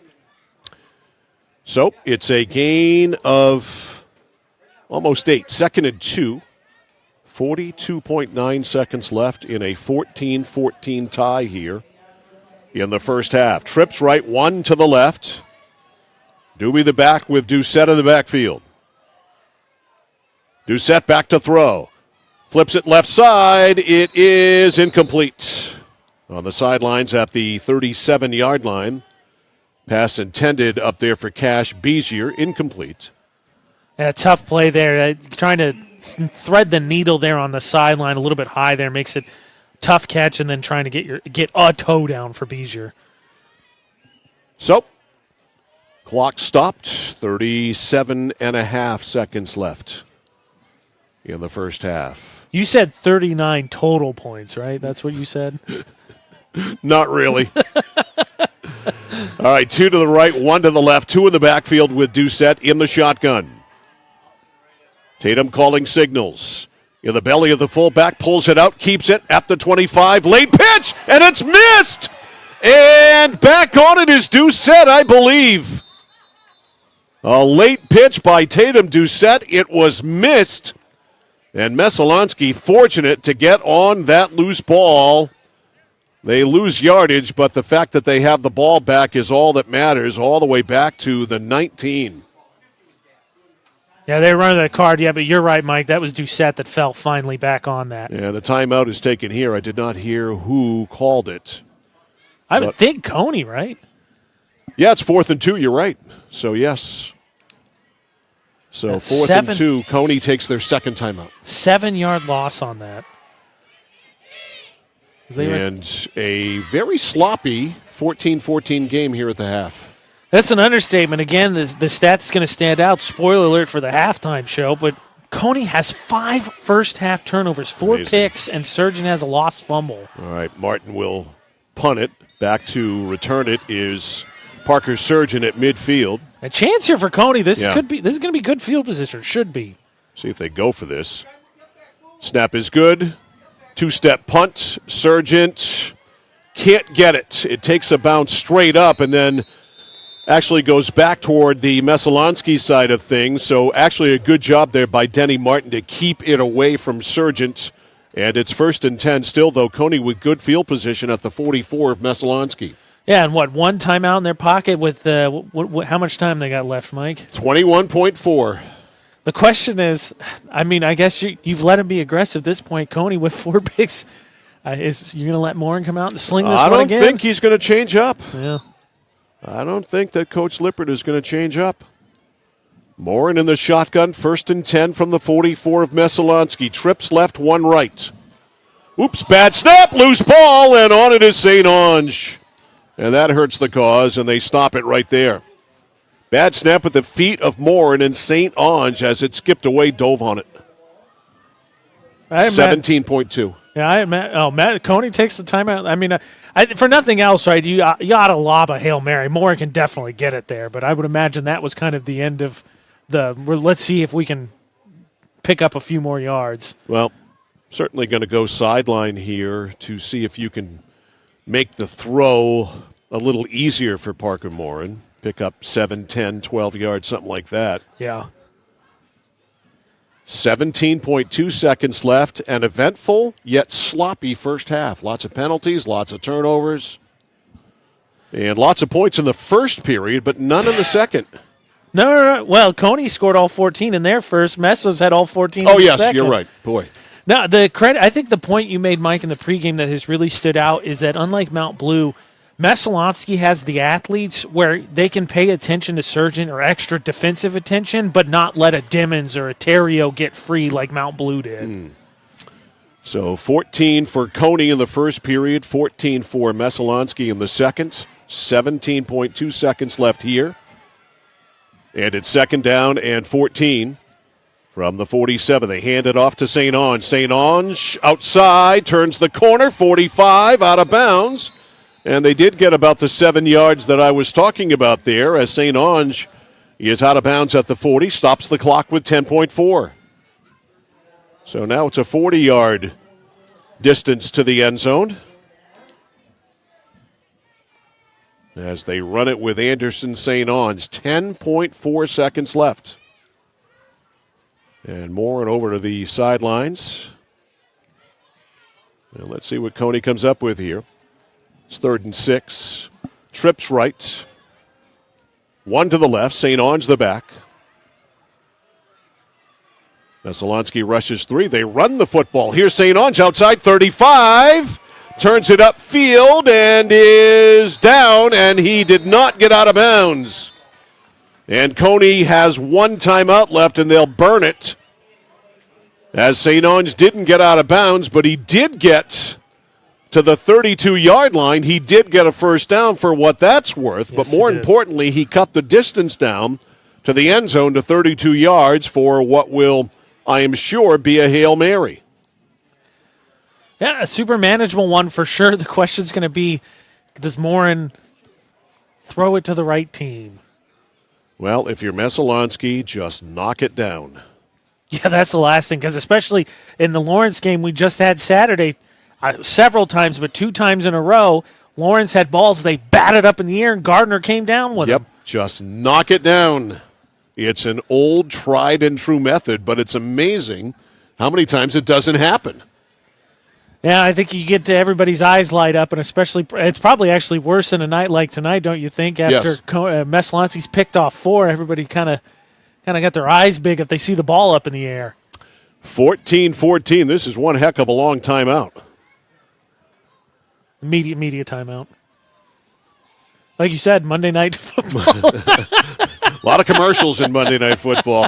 All right, here we go. 1st and 10. Down and distance don't matter much. It's at the 32-yard line, and Morin's going to throw it at least 32 yards. They load it up left side, triplets there, one to the right. Morin to throw, loads it up, end zone. It actually won't make it. It's tipped in almost a completed pass. Like I said, knock it down. It was picked off. And that is the end of the first half. Remarkable for the mistakes and the turnovers. The score at halftime of the Class B football semifinal here in Oakland. Messalonskee Eagles 14 and the Cony Rams 14. You are listening and watching high school playoff football on the place for local sports, Sports Radio 1160. WSKW, The Score. Over 30 years ago, Paul and Jonna Bowen set out on a mission to help aging Mainers stay in their own homes. Assistance Plus grew from their passion, dedication, and integrity, where clients come first. Today, Assistance Plus serves not only the elderly, but clients with developmental and behavioral health challenges. Assistance Plus, here for you today and through all points of your life.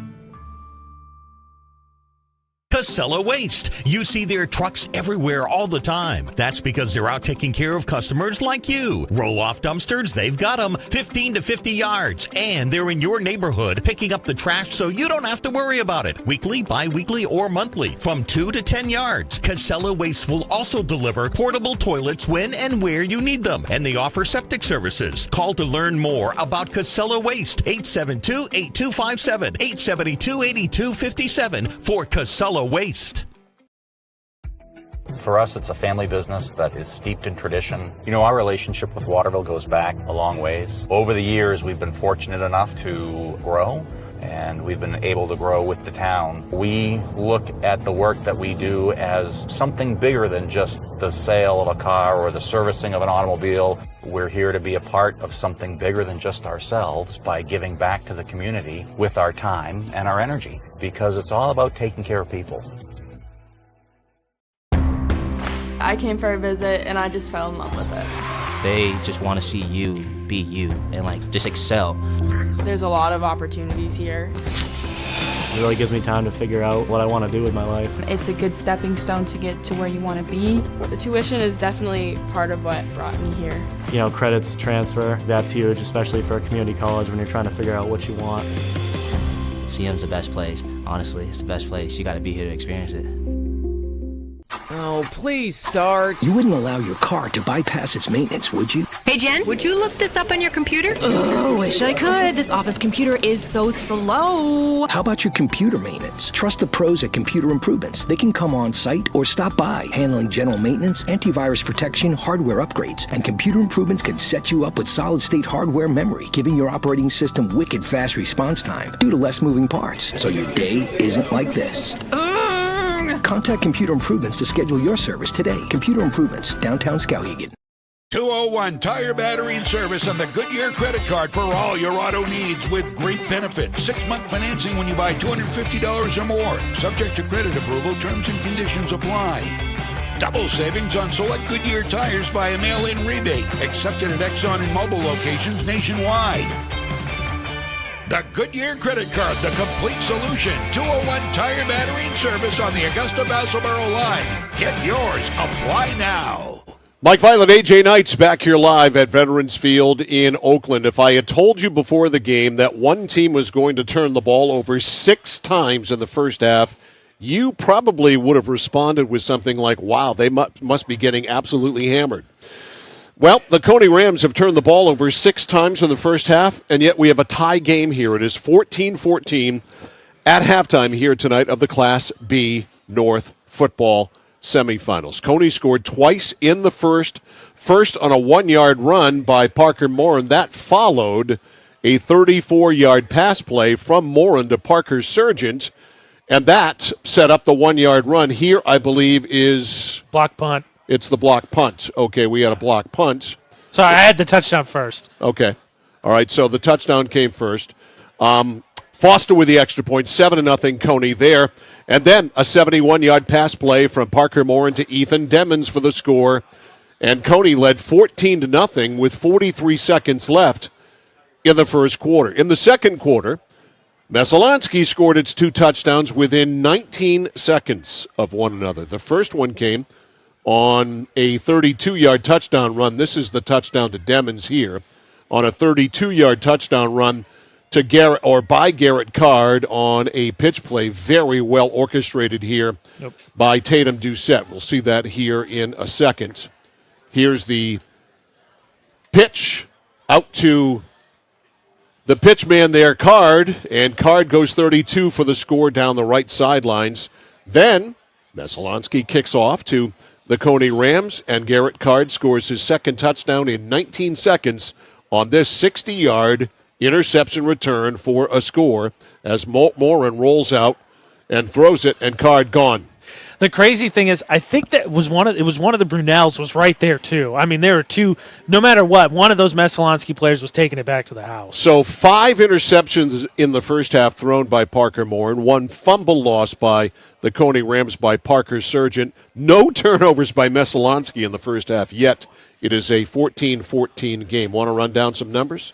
Yeah, the reason it's 14-14, you look at Messalonskee, they Tatum Doucette is 3 for 10 for 38 yards in the first half. Wow. He's got 27 yards on the ground on 11 total rushes. Doobie's got 38 yards on 8 total rushes. Also, Messalonskee has 7 total penalties for 54 net penalty yards, and they're 1 for 6 on third down. On the other side, Parker Morin is 14 of 24 for 154, 176, about 180 yards, 179, and a touchdown, but 5 interceptions. Every single one of them also happened in the second quarter. Surgeon's fumble happened in the first. Surgeon leads the way. He's got 6 catches, 63 yards. He did lose a fumble. And something I got to think Coney's talking about at half, Mike. Cony, after throwing 5 interceptions, of course, one's on the Hail Mary at the end of the half, 8 total rushes. Morin's run 3 times. He's got 4 yards, including the 1-yard touchdown. St. Ange has 5 rushes for 21 yards. You know, it's a 4-yard clip. That's a decent clip, but you would think, I know they want to spread it out, but try and balance or get Messo to kind of suck in a little bit. Yeah, and they admitted, BL admitted that they're a passing team, but maybe they ought to go to the run a little bit here in the second half. Well, especially St. Ange has been very good for them since Heidel went down. Yep, he has. All right, so 14-14. Speaking of Coach B.L. Lippert, we wanted to run this in the pregame show, but they really move things quickly in the pregame show. So here is our chat with Cony coach B.L. Lippert. Mike Violet back on the pregame show with Cony head coach B.L. Lippert joining us now as we move on to the Class B North semifinals here tonight. Coach, congratulations on a nice win over the Mount Blue Cougars in the first round. Thank you. I appreciate it very much. The Messalonskee Eagles and the Cony Rams, you guys played in week 3, was a 14-14 game at halftime. That's the game where you got banged up big time, major injuries. Second half, Messalonskee dominated. Looking back at that game, the next week it was Lawrence, and of course you got drilled there pretty good, but you're on a heck of a winning streak now. Is it safe to say you're playing your best football of the year? Yeah, I think so. We came out of the Lawrence game 1-3 and really didn't play well in the first half at Mount Blue, and kind of got lucky to win that game. But since then, we've played some of our best football, and it's the right time to be playing your best football. So hopefully that continues tonight. We'll see. Messalonskee's a good team, and like you said, in the first game, we lost 3 two-way starters in the first half of that game, 2 ACLs and a broken collarbone to our 2 leading tacklers from last year. So a little shell shock for our kids at halftime. We didn't play particularly well in the second half. It was 26-21 with about 10 minutes to go, but they pulled away late with a couple scores. So we know what we have to do, and we know, last time up there we didn't give it our best effort, and hopefully we can change the script a little bit tonight. 2 sophomore quarterbacks, Tatum Doucette for Messalonskee. Your guy, Parker Morin, has come a long way this year. His progression has been something that's got to be very gratifying for you as a coach. Absolutely, and Parker, wasn't around a lot this summer. He's a really good baseball player. Was on 3 or 4 Legion team and 16-year-old Babe Ruth All-Stars, and so he was traveling around playing baseball all summer. So we didn't get a lot of time to work with him, and that meant he was going to come in a little slow, a little behind the 8 ball, but he has learned and picked up, and it's really impressive what we put on his plate. We were a little conservative with him, I think, early in the season, only threw the ball 15, 16 times a game early on, and now we put the ball in his hands almost every play. And credit to him, there's a lot going on in our offense. We're in a lot of different formations and motions and concepts that we're trying to mix on both sides of the field, and he processes information really well. Has been really mobile within the pocket, outside the pocket, and made a lot of plays. So we need more of that from him tonight if we want to win the game, and we have a lot of confidence with him at quarterback. Going back to that Messalonskee game when you got so banged up, Coach, you've had your next men up, and they have stepped up and really filled the void. Obviously, you needed to have that happen in order to have the success that you have had, and it has.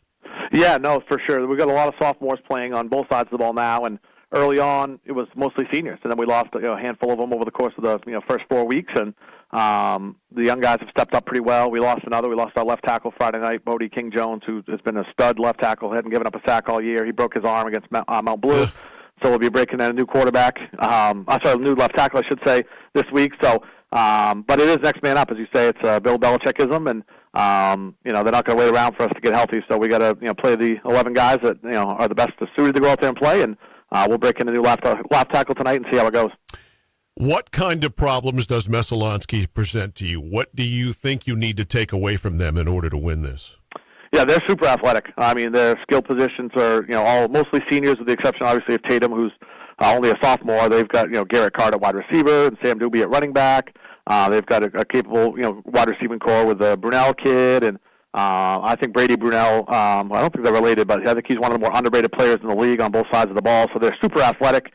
They're kind of small up front, but they really block well. They're aggressive. They're tough. They run the ball probably better than people assume. And then when Tatum gets going, as part of the run game too, he's a handful to take down. So they just spread you out and make you defend, all 53 yards, width-wise. And if you miss a tackle, they can go the distance. So we really got to make sure we try to contain them and, cover the deep ball and as best we can kind of mix the looks against Tatum to try to confuse him a little bit and see if we can make a mistake or two. Last week against Mount Blue in the quarters, you scored 53 points, and if you would have told me, Cony's going to score 53 points, I would have thought that the Parker show would have accounted for, 2, 3, or 4 touchdowns, but it really wasn't that big a thing. Parker searching kind of a secondary role in that win. Was that by design or just how it went, and will that change tonight? Yeah, we'll see. As I always say, we kind of take what the defense gives us, and Mount Blue made a concerted effort, rightfully so, to try to limit Surgeon's touches. So if you're going to put 2.5 guys on him, we're going to have to find other people to throw the ball to. And so, we had some designs where he was running the post and we were running guys, behind him. And, Ethan Demons got open and Lance Terrio got open. Jackson Vayu had the best game of his career. So, if you're going to, put, 2 guys on Parker, that means somebody else or everybody else is singled up. And we have some other athletes that can make plays, and they've come a long way since we played Meso in week 3. So, if you leave Parker singled up, we're going to throw him the football. And even sometimes when he's doubled, like against Gardner, they doubled him and he still got free. So, but if you're going to roll your coverage that way and have a lot of eyes on number 3, then Moran's going to have to throw the ball to somebody else. And thankfully, we have a few other guys that can make plays. Shootout game in the 30s tonight. It could be very well. It's hard to predict with the weather, and you never know playoff football what team strategies are.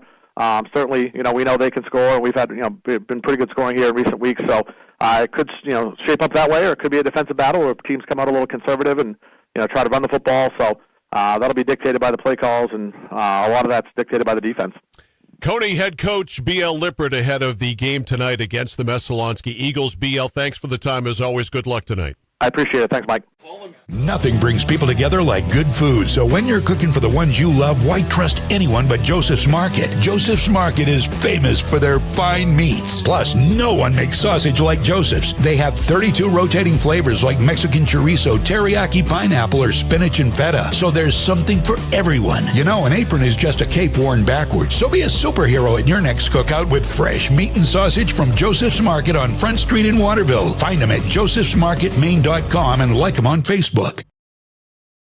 Notice the price of gas and oil lately? Thinking about a pellet stove? Pellets are a renewable resource that are economical, and pellet stoves don't have to be ugly or loud. Come talk to us at Somerset Stone & Stove. Let us explain why now is the best time to have your pellet stove installed. Wouldn't you love to have a gas stove or fireplace designed for your home? Let Somerset Stone & Stove design and install a Regency gas stove or fireplace that is just right for you. Let us customize your Regency gas stove or fireplace while you enjoy the beauty and warmth. Visit Somerset Stone & Stove in Oakland.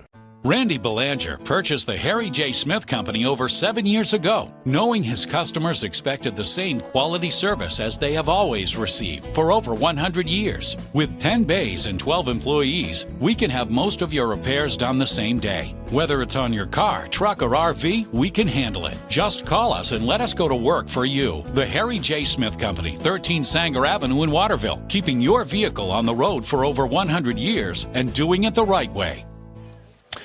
Mike Violet, AJ Knight back here at halftime, which has been brought to you by Hammond Lumber Company, serving Maine and New Hampshire from 22 locations. Your building project partner, HammondLumber.com. We've got a crazy 14-14 game here at the half where one team has turned the ball over 6 times. The other hasn't turned it over at all, yet we're in a 14-14 tie. Go figure this crazy game of football. Yeah, can I log another complaint? Sure. My stat sheet only has 5 interceptions for one quarterback. Just while we're logging complaints here. I mean, who thinks you're going to have 5 interceptions in a game by one team? In a quarter. I know, no one. Again, just for those who are following along, the stat itself is mind-blowing. Cony has turned the ball over 6 times. They scored the first 14 points of the game. They on offense, they spotted Meso 7 on a pick 6, and they're tied, and despite the fact that Parker Morin threw all 5 picks in the second quarter. That is truly a remarkable stat. They put some extra time on the clock here because the teams weren't ready to come back on the field yet. I think it's worth noting one of the interesting things about running Coach Lippert's pregame interview at halftime is now we get to kind of unfairly critique his pregame analysis halfway through the game. He did say there near the end when you were talking to him, could be a bit of a defensive struggle with teams being conservative. His team hasn't so much been conservative, but I'll call it a defensive struggle. You wouldn't say anything about their first half offensively that was conservative at all. They were slinging it virtually every single down. Yeah, only 8 total rushes for Cony, and 2 of them came right there at the end as they were just kind of seeing if they could get more and a little bit closer for that Hail Mary when St. Ange had those last 2 rushes. It's been a first half unlike any other that we've had this year, that's for sure, with all of the turnovers, all of the penalties, all of the mistakes by both sides. Yet we've got a pick-em game here at the half. It's 14-14. And guess what? The first time we were here, what was the score at halftime? 14-14. 14-14. Well, good call. So one never knows. One never knows, but how we got to 14-14 tonight is a whole lot different than how we got to 14-14 back on September 18th, I think that game was played. Actually, I can tell you the date of that game that was played. It was September 15th, Friday night, September 15th. So we're talking 7 weeks ago when we were here, and it was 14-14. But again, how the teams got there was completely, totally different. And, a lot of coaches would, I think, turn turtle here in the second half and not throw the ball more. I don't think B.L. Lippert is one of them. He's a gunslinger. I think that's evident by how the second quarter unfolded. I think my only thing would be for Cony. St. Ange has been pretty good. I think I would give him at least a few touches to try and make Messo have to defend it at least, because in that first half, Parker Morin dropped back 24 times. They finally finished running the ball 8 total times, 24-8, and I think at least one of those Morin rushes was him dropping back, and then he, flushed out to the pocket. What was his completions? 24 attempts? 14 out of 24. 14 for 24, so with 5 picks. With 5 interceptions. Wow, just extraordinary, just an unbelievable number. The winner will play the Lawrence Bulldogs for the Class B North Championship Saturday at a undetermined, undisclosed location in parts unknown at a time that is unknown. I think it's truly. We don't know. Yeah, we don't. We've asked. I'd tell you if I knew, believe me, because I've asked everybody. I've seen it. He has. I've asked everybody. I texted people on the way to the game tonight asking them if you know where the game is, and more than one response was, "Are you kidding? I have no idea." I was just going to say, speaking of 5 interceptions, that Lawrence defense is coming off a 5-pick day. All right. Cony ready to kick off. Talk about a Freudian slip. Cony ready to kick off. And Garrett Card is in the middle. It's Brady Brunel on the near side. And on the far side, it's Tyler Hansen. Foster ready to go. Foot into ball. And it's an onside kick. And that is a loose ball. And it's recovered by Cony. Wow. Ethan Demmons on a perfectly executed onside kick by Landon Foster. How about that? To start the second half, why not? Cony with the ball at the Messalonskee 47-yard line. Well, so much, Mike, I know you said they were going to come out and get a little conservative, but clearly that's not the case. That was perfectly executed, and surprise, surprise, Mike, big play Demmons yet again. Yep, Ethan, big play Demmons on the onside kick. 1st and 10 for Morin and the offense. Great field position at the Messalonskee 47. And look at this. They're going to run the ball. Putting his head down is St. Ange inside the 45 to at least the 44. And that's a gain of 3. So Anderson St. Ange puts his head down and picks up 3. It'll be 2nd down and 7. So a surprise.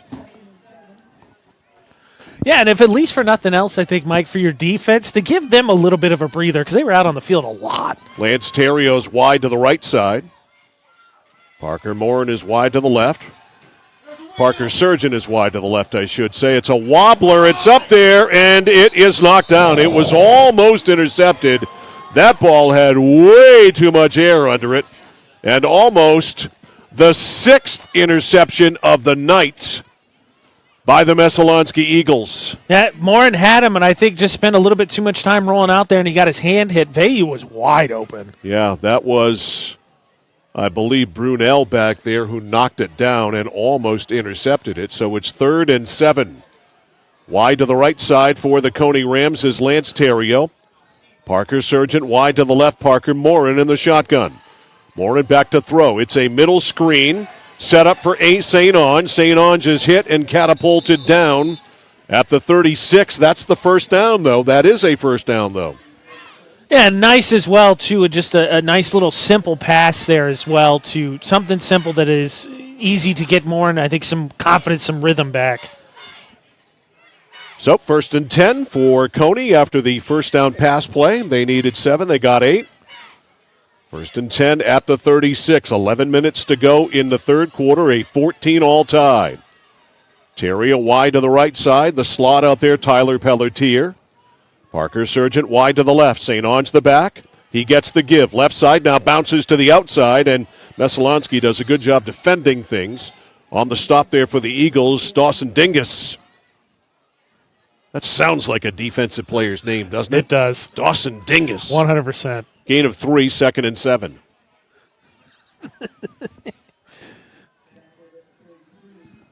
Second down and 7. 14-14. Winner gets the right to play Lawrence. Quads right, 1 left for Parker Morin. Back to throw it. Looking right side, fires. It is caught. Big seam there. Over the middle, Terrio takes it all the way down to the 2.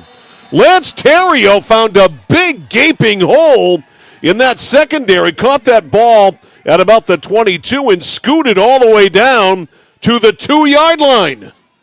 Just a broken tackle there. Yeah, just a hole in the secondary. Terrio found it and takes it all the way down to the 2. 1st and goal. Cony trying to go back in front. They've never trailed. No. They led 14-0. We're tied in 19 seconds. Twins left, 1 right. The handoff inside. St. Onge spins, and he breaks a tackle. Touchdown, Cony. How about the St. Onge had to work for that one, but again, for Cony, I like that close. Give your running back at least a crack at it. And St. Onge gets Cony back on top after the very down roller coaster of the second quarter for the offense. So Anderson St. Onge, a 2-yard touchdown run, comes at the 2:16 mark. And Foster will attempt the conversion. Morin will hold. Snap is good. And it's up and through. And with 9:44 to go in the third quarter, Cony, despite all of the turnovers, back in front by a score of 21-14. Yeah, I would think, really you could classify it, Mike. I think in both defenses have done a very good job against the opposing quarterback. I know the turnover numbers stand out, but Cony's defense obviously has done a great job against Doucette.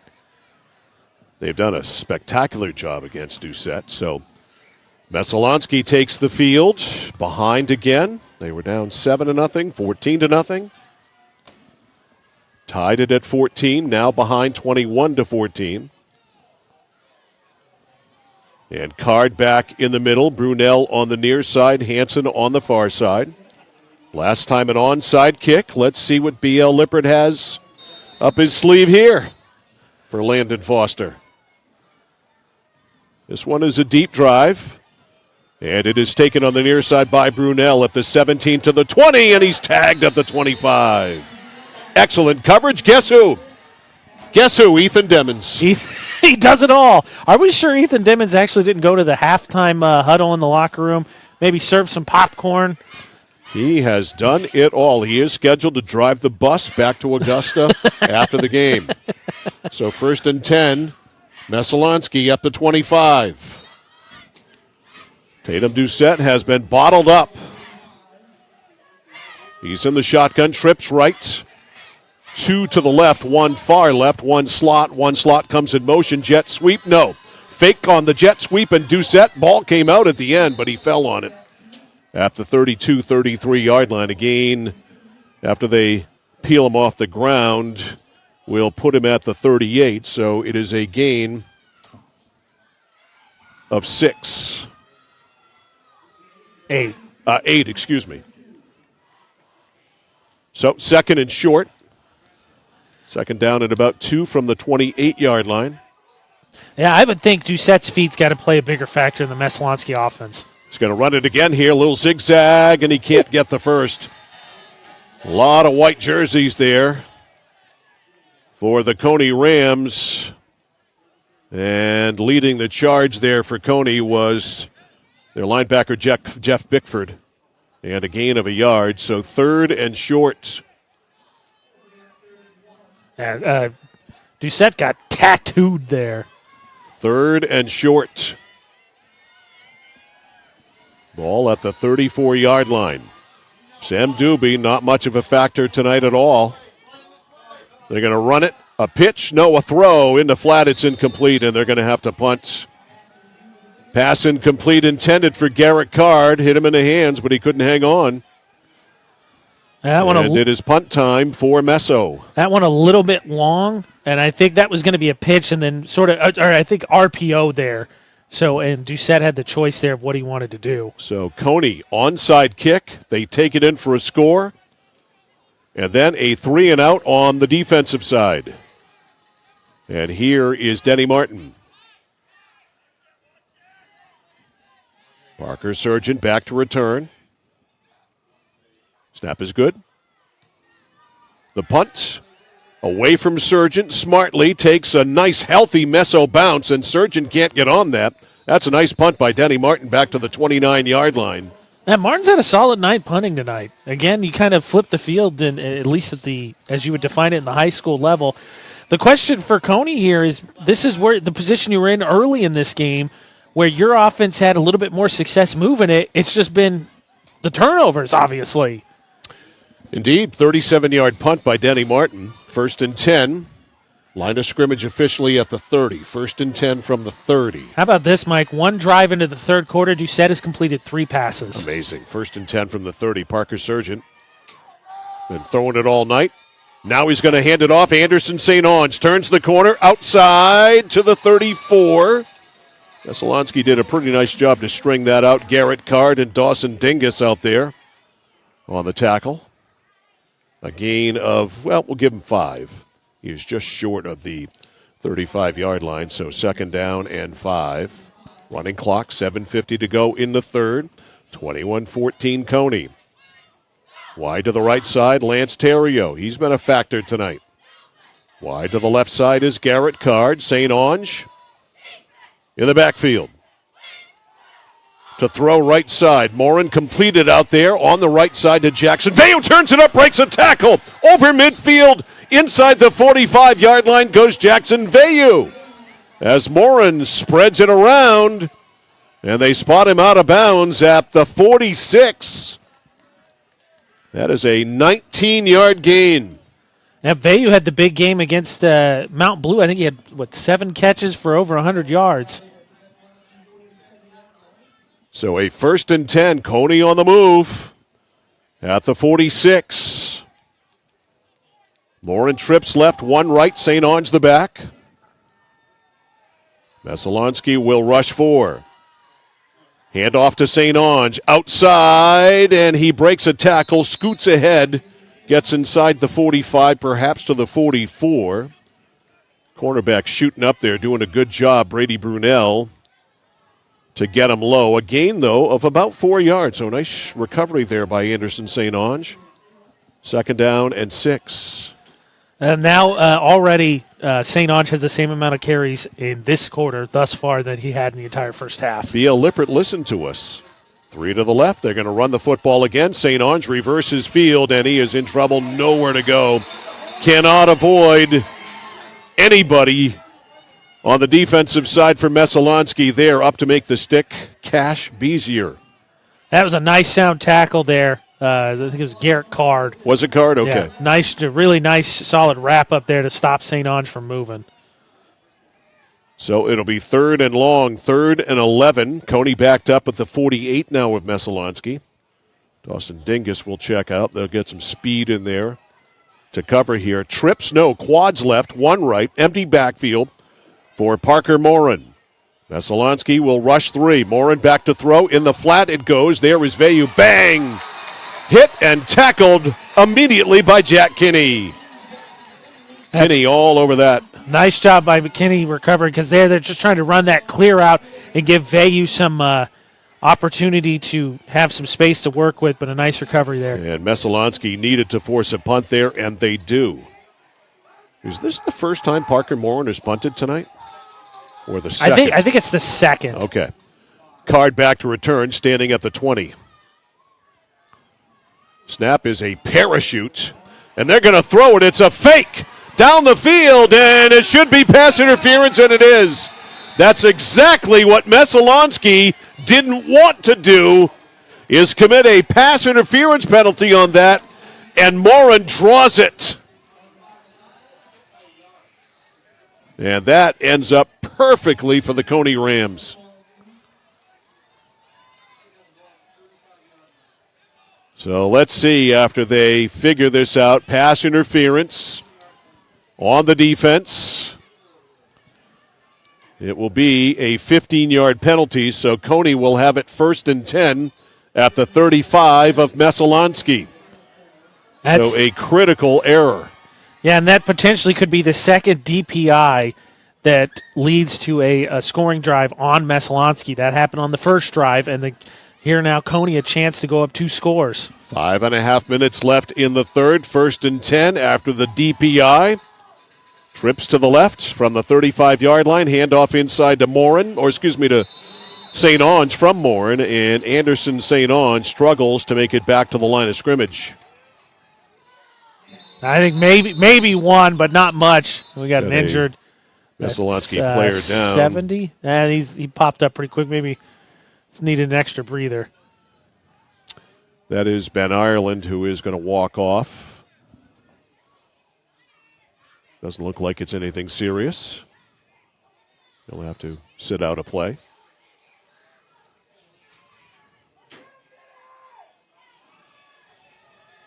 Second and 10 for the Cony Rams. Just inside the 35-yard line. They lead 21-14 despite turning the ball over 6 times. Yes, you heard me right. 6 times. We didn't miscount. Wide to the right side is Terrio. Wide to the left side is Sargent. There are 3 receivers to the right. St. Ange in the backfield, and a dead ball foul here. Offside on the defense. Lined up in the neutral zone. Ouch. Can't have it. Self-inflicted for Messalonskee. You get Cony runs the fake punt, and you bail him out on the DPI, and there you get a stop, right? You get him to 2nd and 10, and now you give him 5, so now it's 2nd and 5. Yep. Can't have it. 2nd down and 5.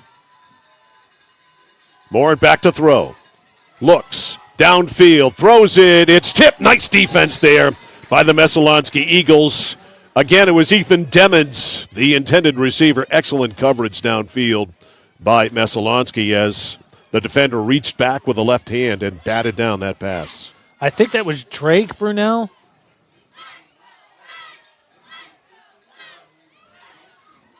So it'll be 3rd and about 5. Stop clock, 4:53 left in the 4th. Terrio to the right.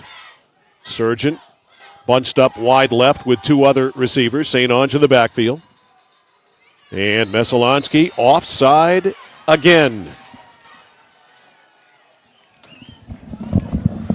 That is no way to make it to a conference championship game. 100%. And the penalty marked off. This will be an automatic first down. So it'll be a first down for Cony at the 24. And a lot of the yardage on this series thanks to mistakes by the Messalonskee Eagles. 1st and 10. Morin from the shotgun. They're stacked up big time left side, and a timeout taken by Messalonskee. So Messalonskee on their heels now, looking defensively at a 1st and 10 for Cony from the 24, takes a timeout with 4:53 left in the third.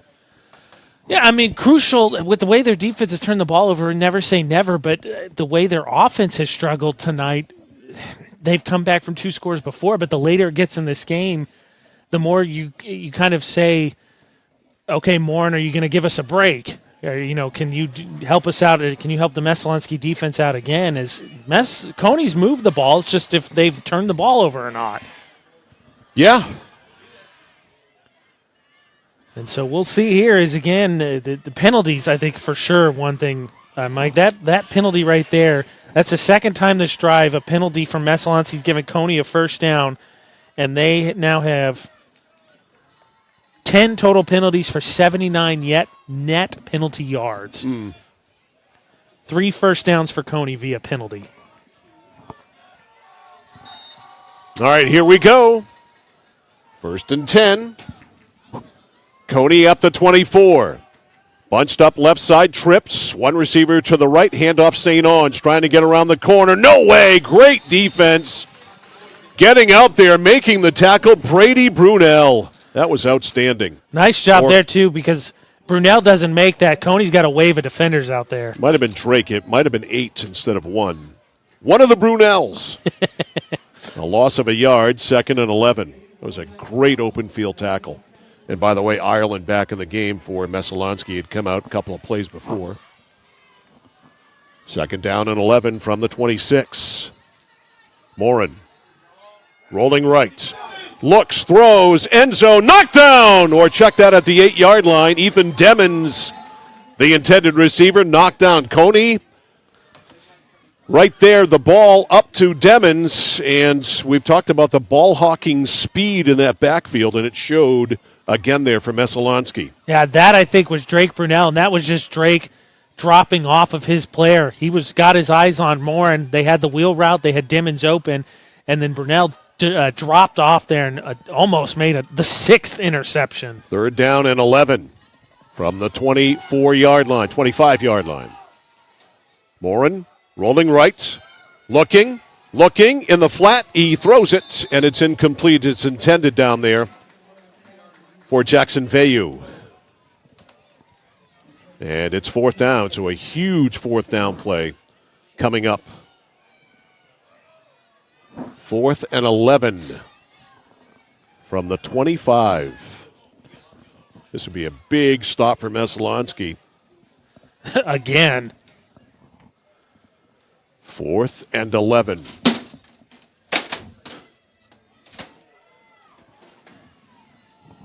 Twins right, twins left for Parker Morin. Rolls to the right.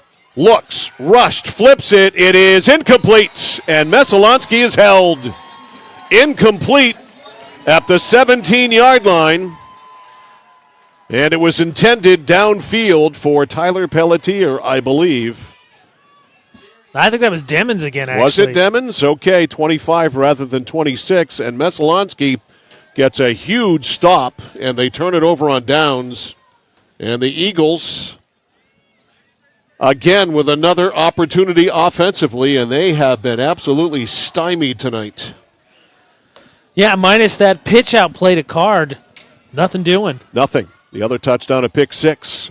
Here's Doucette on the keeper. Breaks free, and Doucette to the 36. That's near a 1st down. Tatum Doucette on 1st and 10. Got about 10. And it's a 1st down for Messo at the 36-yard line. And that was, like you said, that was a chance nearly more, significantly more. He's always a threat to break it. He did it the first time these two teams met. All right, they come out in an I in the shotgun. Doucette, option right side, keeps it himself, flag down. This will be coming back. Doucette is out of bounds at the 41 after a gain of 5, but it's holding on the offense. Hey, Mike, trick or treat. Oh, thanks. Oh, good, thank you. Hot chocolate from Bob Hafford, always a delight. He's like Santa Claus this time of the year. That beard got to come in a little bit more for that, but I'll take it. All right, so they marked the yardage off here. And a 10-yard penalty. Oh, yeah, that tastes good. Yeah, there's nothing wrong with that on a night tonight. Exactly. That's the 11th penalty for Messalonskee. Unbelievable. So it's 1st and 20. They're backed up to the 26. Twins right, Twins left. Back to throw Doucette. Going long, and it is caught! What a circus catch! Made down at the 47-yard line.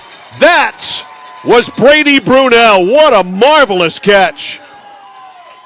When his team absolutely needed it, too. Man, oh man, that was a 10-beller of a catch. And Messalonskee with a 1st and 10 in Cony territory now at the 48-yard line. Give him 26 on that. 26 on the pitch and catch. Just 1st and 10, 48-yard line. 4th completion for Doucette. 2-2. Back to throw, Doucette. Trying it again. It is there again. Brunell, it's tipped and it's incomplete. Brunell defended by Parker Sargent, who made the play. Parker Morin coming over from safety to help. And it's incomplete. Sargent's had a really good game defensively tonight. I know obviously we're going to talk a lot about Messo because they have 5 interceptions, and rightfully so. But Sargent has played very well tonight on defense. 2nd and 10, 2:44 left in the third. It's 21-14 Cony. Trips left. Going in motion, Brady Brunell. Jet sweep, no. Fake jet sweep, handoff. Not made, the ball's out. Cony's got it. Doucette fumbled it. The fake jet sweep. I'm not sure if he got hung up with Brunell on the way by. Maybe you can tell on the replay, although it's back to us. But in any event, Doucette turned it over. He kind of got trapped there as they were trying to block, and it just got absolutely stripped from his hands. So a fumble by Doucette. And Cony still out-turnovering Messalonskee big time, yet they have the lead and they have the ball. What are we at, 6-2? No, wasn't that just the first? Yeah. Okay, 6-1. 6-1, but that one obviously feels like the most crucial. All right, Davin Flynn in motion. They pitch it to Flynn. Flynn, nowhere to go. Bounces outside. Cony able to spring him for maybe a yard gain. And I use the word spring loosely. Well, how about that? Flynn generally saw him. He's played some kick return tonight, but generally been a defensive player. Had a pick 6 against Mount Blue. Yeah, he got one. 2nd and 9. He also got out of bounds. Stopped the clock with 2:31 left. 21-14 Cony in really a wacky game. That is 2nd down and 10. Understatement. Trips left, 2 right. Morin, empty backfield. Man coming in motion. The shovel pass goes to that man in motion. That's Veyu. Veyu upfield. Veyu out of bounds. Check that. No, it's Ethan Demmons. Shocker. I should have known. Big play Demmons. From now, my default ball carrier receiver is going to be Ethan Demmons. That's fair. And how about that? Turns up there, just runs out of real estate. I think if he's able to tiptoe the sideline there, he might go. Ethan Demmons has been an X factor in the second half of this season for Cony.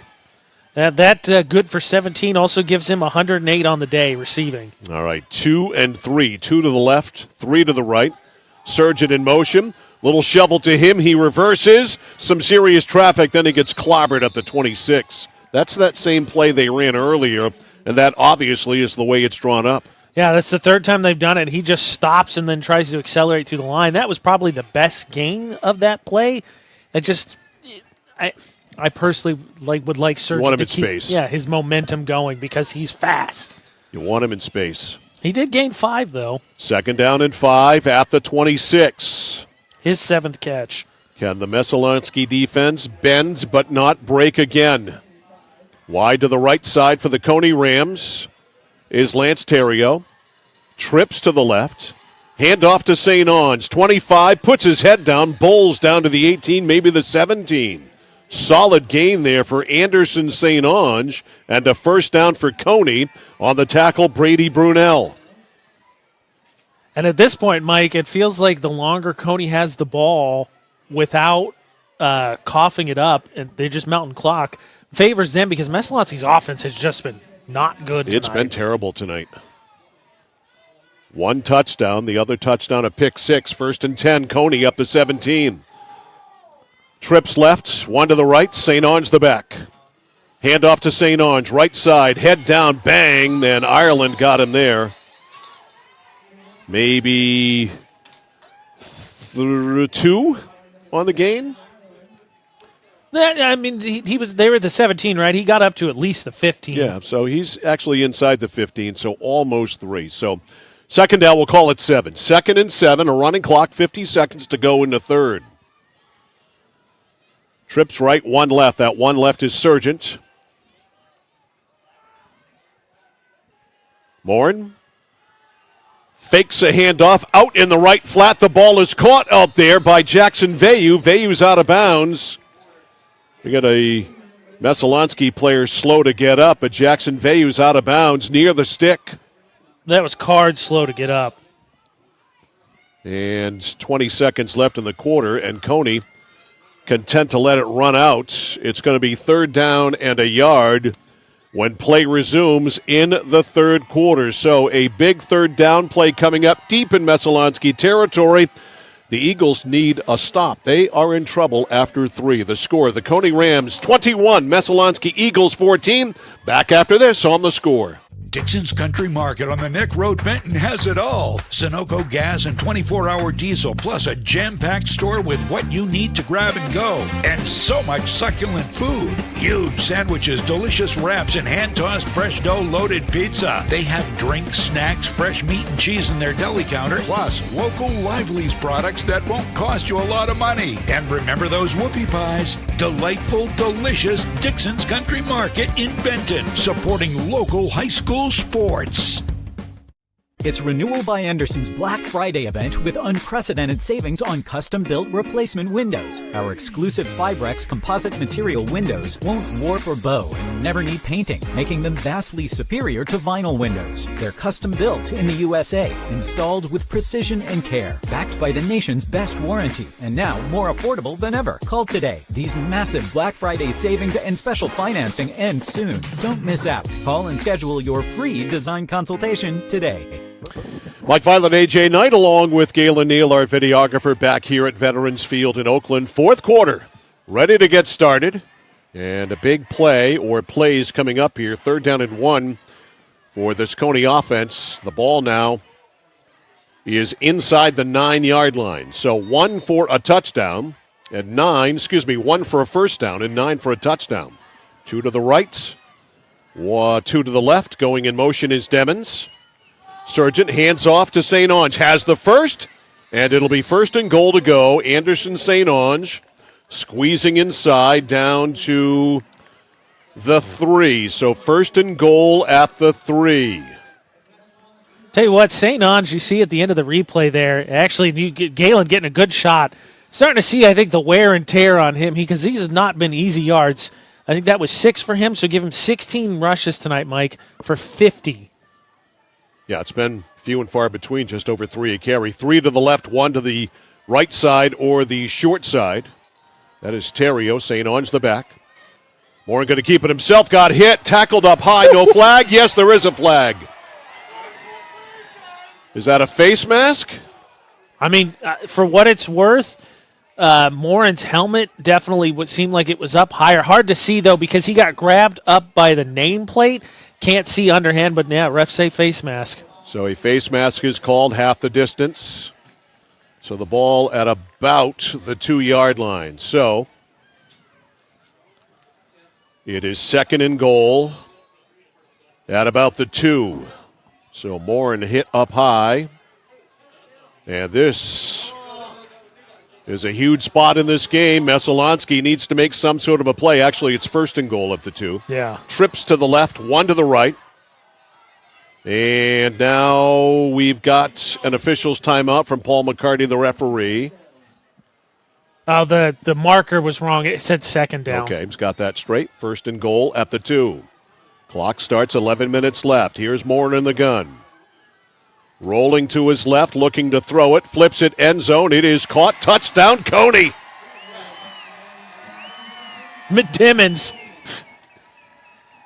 What doesn't he do? Ethan Demmons with the touchdown. Took a second to figure out who it was because he got swallowed up immediately by his teammates, but Demmons, it gets his second of the night. Now 5 catches, 110 yards, and 2 touchdowns. So a 2-yard pass play, just a little rollout to Ethan Demmons. 27-14, and Landon Foster makes it 28-14. With 10:54 left, and it's going to take a whale of a comeback by the Messalonskee Eagles. Especially like you said, Mike, 1 offensive touchdown for Messalonskee tonight. I mean, I think the stat, as upsetting as I'm sure Coach Lippert was at halftime with the 6 total turnovers in the first half from his team, the fact that his defense had only given up 1 offensive touchdown off of those turnovers, 1 was a pick 6, is outstanding. And Cony turns the Doucette fumble into a score. Yes. They go 49 yards and lead at 28-14, 10:54 left. And it's time for Messalonskee to start making some big plays. Landon Foster to kick it off. Garrett Card in the middle. He certainly is capable. We've seen him break one before. Little pooch job. He won't get a chance. Upman takes it at the 30, and down he goes. A very rude welcoming there by the Cony special teams. I think, Mike, Doucette's feet obviously have to be a weapon, but I think also something off of that, some mesh points, because Cony's been really aggressive to try and get some play action. I mean, how much time is left here in the fourth? 10:45.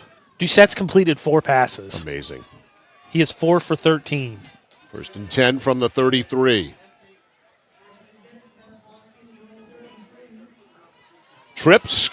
Quads left. Man in motion, right to left across the formation, jet sweep. 2 said man in motion, reversing his field is Brady Brunel, trying to find some open room, and there just isn't any.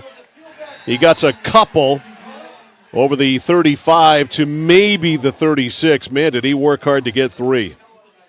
And the Cony coaching staff behind it us wanted a hold? No, crackback. Okay. Crackback block. Well, no flags down, so a gain of 3 will stand. 2nd and 7. Messalonskee down 14. It's 28-14. 2 to the right, 1 to the left. Handoff. Nope. Yes, handoff to Doobie. And he runs left side on a sweep and gets to the 45. Pretty quiet night for Sam. Hasn't had many attempts. They spot him down just over the 44, so we'll call it the 45-yard line, and it'll be 3rd down. Oh, he got the first. Excuse me. He got the first. Yeah, that was just his 9th carry, the first here in the second half. Really? I didn't even think he had 9. Had 9 for 46. 32 for the touchdown. Which is a solid rate. That's 5 yards a pop. But if you take away that 32-yarder. The 32 is Card. That's right. You're right. It's Card. I'll be all right. I need some Prevagen. There he is again. All right, here he is, and he's got a lot more here. Look at Doobie flash down the sidelines, inside the 35 to the 31. That definitely was Sam Doobie, and that definitely is a first down run. That takes that all the way from the Meso 44, and just easy play there. Just nobody out there for Cony as he goes from the Meso 44 and here to 31, I think? Cony 31? Down to the 31, 1st and 10 there, 9:20 to go. Meso needs a quick strike. I give him 25 now, 10 for 71. That average looks a lot nicer. It sure does. Trips right, 1 left. Handoff again to Doobie, and this time he got stacked up, and that was Kidd on the stop there for the Cony Rams. Josh Kidd made the tackle. He read that one from the get-go. Yeah, they went to that well a little bit, one too many times there as he kind of gets that backside sweep as they load up the far side there, and Cony, nice adjustment to stuff that one and knock him back for a yard. 2nd and 11. A running clock, 8:40 to go in the fourth. It's 28-14 Cony. Doucette to throw it. Chucks it downfield, end zone. Card is there, and it's knocked down. It is incomplete. I'm going to take a look at this one because I know the Messalonskee faithful are going to want a penalty. Live look seemed like it was fine, but we'll show you the replay here. He was looking for card. No, I think that's just hand fighting and good no call. Yep. Looks like a clean play from here. And here, a familiar position for Messalonskee, 3rd and 11, 3rd and long. They're 1 for 7 thus far on 3rd downs. They have really put themselves in bad shape on 3rd down conversions. It's been 3rd and long all night. 2-2. Back to throw Doucette. Has time. End zone corner. It is overthrown. Incomplete. No flags. Let's see that one again. I think that was card again. Nah, I don't think so. I think the Mess fans wanted that, but I don't even think that was contact. I think that was card laying out more than anything, trying to get to that. Excellent job defending that by Landon Foster.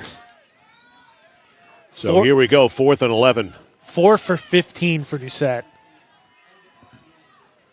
The Cony defense has been absolutely fantastic tonight. And they have absolutely needed to be with those turnovers. Sure.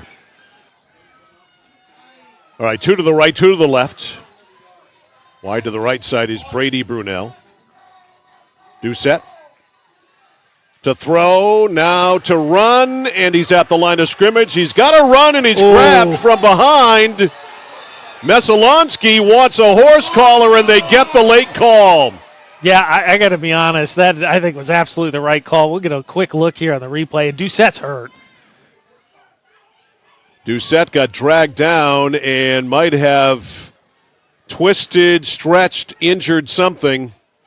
Yeah, but you're going to have to drag him out of the game. That was 100% a horse. Wow. Mike, let me play this for you real quick, Mike, as they wave that off apparently. See what you think. I think that's a horse collar.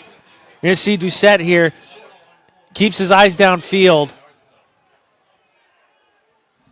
Looked like a horse collar to me. You're right on it there. I can't really see it from where I am, but how do you pick the flag up on that? Who makes the call? Did the official who threw the flag have second thoughts? How is that overruled? And that's exactly what Blair Doucette wants to know. So Cony gets a break there as the horse collar ends up a no call, and they take it over 1st and 10 from their own 25-yard line. And a chance here to put this game away. On 1st down, a run right up the middle by Anderson St. Onge, maybe a gain of 2. We'll have to take a closer, more intense look at that when we have time, probably in the postgame show. Yeah. But just the way he went down. Sure looked like it to me. I mean, that from here, with my very poor eyes, certainly looked like. Yeah, I marked it. We'll take a look at the post game and see if you think, but I think that was a horse collar. What is defined as a horse collar? Demmons goes in motion right to left. Morin is calling for the ball, and it never came. And did Cony take a timeout? I believe somebody took a timeout. Yeah. So a timeout with 7:28 left, and it's 28-14. Hard to. All right, here, I'll show you. We got a second. All right, let's take a look here. All right, here. So here's the play. I'll get out of your way.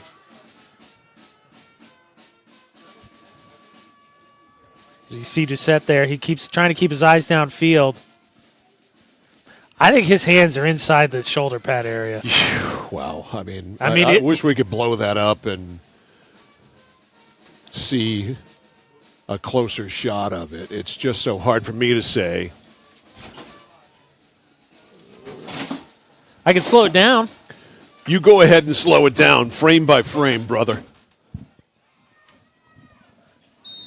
Man, we'll have to take a look at the post game. All right, 2nd and 8 here. 7:28 left in the fourth quarter. 2nd and 8 from the 28. Morin in the shotgun. Triplets tight right.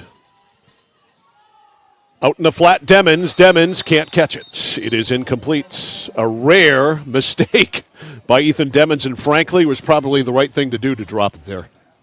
Yeah, I mean, there wasn't going to be much. I mean, more than anything, obviously, you just want to keep the clock running. But that one, I think, just kind of turning back the other way, probably a little bit awkward there to watch that one into his hands. So 3rd and 8. And Demons will flank out wide right. Trips to the left. Morin to throw it. Left side. Ball is caught at the 39-yard line. That is Sargent. And that is a first down. Yeah, no surprise there when he's needed a couple of these big completions, especially along that far sideline. Sargent's been there. So a first down pitch and catch to the 39. And the clock will start now. And Messalonskee needs to force another one of those turnovers that they forced so freely in the first half.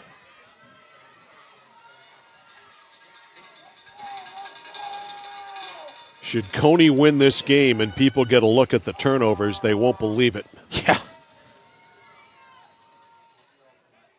Man in motion, Veyu, handoff inside, St. Ange bounces outside and can't get away from the tackle. Excellent job by Hansen to get up from the secondary. Tyler Hansen with the tackle.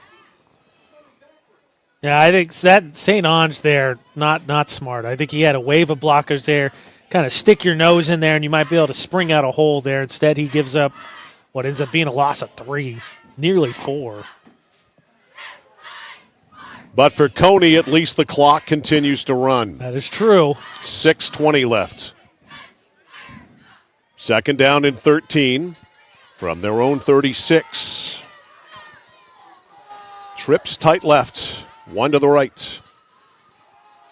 Handoff to St. Ange, springs to maybe the 39. Pickup of 3. The big thing for Cony, like you said, Mike, is you don't want to put the ball in harm's way because that gives Messo that much more time. I mean, you run 3 times, count down the clock, and punt. You are still up 2 scores. So 3rd down, slightly over 10 for Cony. Terrio is wide to the right, trips tight left. St. Ange, the running back. Messalonskee will rush 4. Morin milking the clock here. And Messalonskee is offsides. Tried to anticipate the snap, didn't anticipate it very well. That is penalty number 13, I believe. Boy, Messalonskee, we saw them get hammered by Lawrence, but they might have made more mistakes tonight penalty-wise and otherwise than any other game this year. They just got flat-out whipped by Lawrence. Yeah. Tonight. Let's say 13 penalties, 95 net penalty yards. Wow. 3rd down at 6 from the 43. Morin, long snap count, and we have got a whistle and a timeout by Cony, taken with 4:59 left. Cony, I missed the call on the first one, but if that's potentially 2 timeouts there from Cony, obviously I think there you're trying to get him to jump one more time. You know, hopefully it doesn't come down to it, right? You got 2 scores, but I hate the idea of burning that many when you might need them later to just make sure you're set and make sure your team's not in a bad position. And Messalonskee, again, forcing all of the turnovers. 6 on the night? Is that where we're at? I've lost count. Yeah, because Cony hasn't turned it over in the second half. 5 interceptions, all in the second quarter for Morin. Sargent had the fumble loss in the first quarter. And Messalonskee has one. Tatum Doucette lost that fumble, and somehow that is the most crucial one because Cony takes it down and scores and goes up 2. Meanwhile, Messalonskee, forcing all of those turnovers, hasn't been able to do anything with them. No. Other than a pick six, obviously, directly because of the turnover. Well, let's not forget, Card picked off the next pass that was thrown. Yep. Exactly. 3rd and 6 from the Cony 43, empty backfield. Now Demmons comes in motion, a little shovel to Demmons. Demmons turns the corner, then he has to go outside, and he gets buried by the Messalonskee defense. And so the Eagles have forced what I believe will be a punt. No gain on that. I think Demmons tried to initially jab step there to see if there was kind of a cutback. I think he just needed to try and sweep around the sideline, though. Also might have been a heads-up play for him. All right. Morin went to the sidelines and talked to Coach Lippert, and he is the punter, remind you. He is in the shotgun. So let's see, maybe a quick kick. Now they take a penalty. So I think that was by design all the way along, but let's see. It is offsides on the offense. So now, most assuredly, you would think that they would punt. Maybe just trying to see if they could get Messo to jump one more time. I was going to say on that quick punt, we did see it blocked against, I think it was Lawrence. Cony went for that quick punt and it got stuffed. So now it is 4th and 10. Back at the 38. Clock is running. Maybe that's why you take the penalty, because you get another 30 seconds to burn. That's what Lawrence did against Gardner, right? So Morin is not in punt formation, but yet he is the punter. It is 4th. Maybe he's going to take another penalty. That's exactly what he's going to do. They're going to take another penalty or take a timeout. So they take a timeout. I would have just taken a penalty. So they take a timeout with 3:52 left, and it will be a 4th and 10 when play resumes. I think that was Cony's last time out, wasn't it? Might be. I mean, you're up 2 scores. I just hope you don't find yourself in a situation kind of getting a little cute here that you're going to need one later. Well, I think they feel like with 3:52 left and a 14-point lead that that's not going to be a scenario they need to worry about. Probably. I just, call me gun shy, Mike. Maybe that's what it is. Gun shy? I think I would just like to have one in my back pocket. Gun shy? Yeah, that's me. Gun shy night. Let's have John James put that in the intro. Yeah, gun shy night. Yeah, it doesn't exactly strike fear in the hearts of men. Not really. Yep, your future as an Old West gunslinger now over with your nickname being gun shy. Not a good wrestling name either. No, it's not there either. Card back to return the punt of Morin, who now is officially in punt formation. Here's the kick, end over end. Everybody will just get away from it. Just get away from it. And, of course, I say that, and Cony jumps right on it. That was Johnny Letchery, who I guess just wanted to have fun and dive to the turf, and he did. Yeah, well, the Cody coaching staff behind us is venting some frustrations. He dove on it, I think, instinctually because it was taking Messalonskee bounces back that other way. But you don't want to jump on it because you want to burn a few more seconds. Right, yeah, yep. All right, so Messalonskee needs lightning to strike again for them. They scored 2 touchdowns in 19 seconds for their touchdowns and nothing since. And Tatum Doucette, who has had a miserable night throwing, in the shotgun, 1st and 10 at the 40. Looking left side, his receiver fell down, and almost stepping in front of that was Terrier to make the interception. It was intended over there for Drake Brunell, and it is incomplete. Stops the clock with 3:38 left. 4 for 16 now. Doucette has completed 1 pass in the second half. Just an incredible defensive job tonight by Cony. Yeah, and let's never. The pass he completed was that incredible catch by Brunell with the toe tap on the sideline. 2nd and 10, you're right. Took a tremendous catch to give him that one completion. He rolls right. Doucette flips it down. It's picked off! Intercepted and skidding to the ground. On the pick is Parker Sargent. And that'll just about do it. So Parker Sargent with the pick of Tatum Doucette. And his awful night continues. I don't mean to laugh, but I'm pretty sure the Cony staff behind me, and I think they're correct, said that was a touchdown. And I think it was, as you saw that develop on the replay. Especially when it was Parker Sargent who made the pick. Sometimes he can outrun people backwards. Yes. But I think, that's the senior play there, because you could kneel 3 times here, and that would be very beneficial. 1st and 10 for Cony at the 49. With 3:33 left, they lead 28-14. Man, how about that? That was just Messalonskee's second turnover, and both of them have felt more massive than the other 6 that Cony has. That's amazing. All right, handoff to St. Ange on 1st down, dropped at the 50.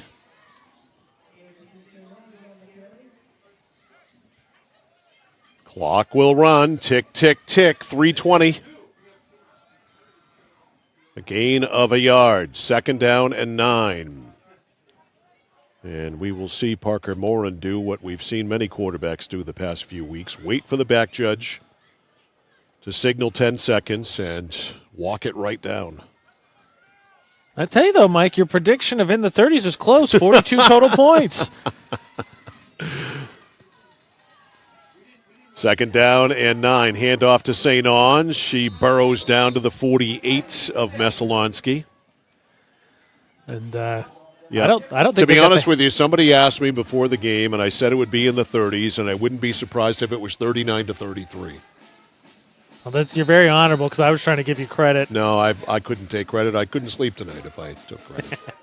And I want to be able to sleep tonight, AJ. You're a very honorable man.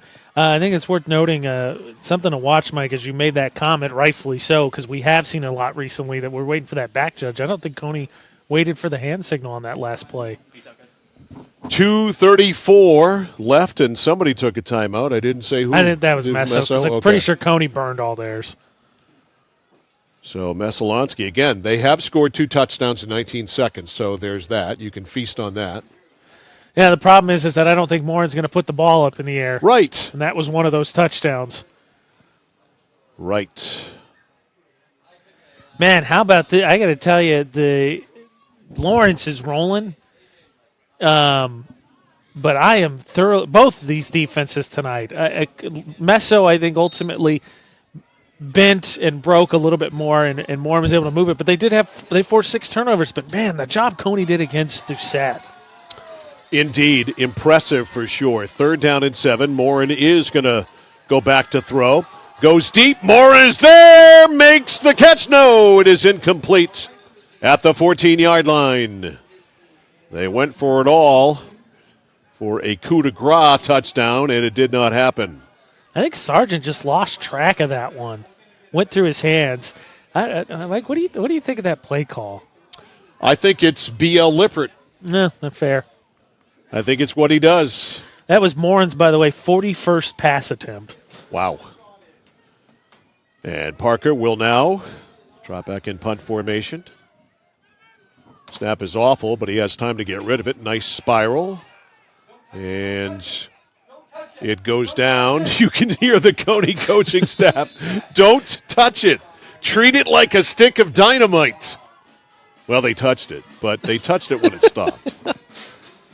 Just again, wanting to burn a few more seconds, but again, with the way Cony's defense has played, I mean, to this point, Messo would have to score 2 touchdowns they've scored 1 offensive touchdown to this point in the game. They'd have to score 2 touchdowns in 2:19 because that's what's left. And and at this point, they have not done it in nearly 55 minutes or 57 minutes. Yeah. 1st and 10 from the 13-yard line, 87 yards. Between them and a touchdown. Doucette, empty backfield.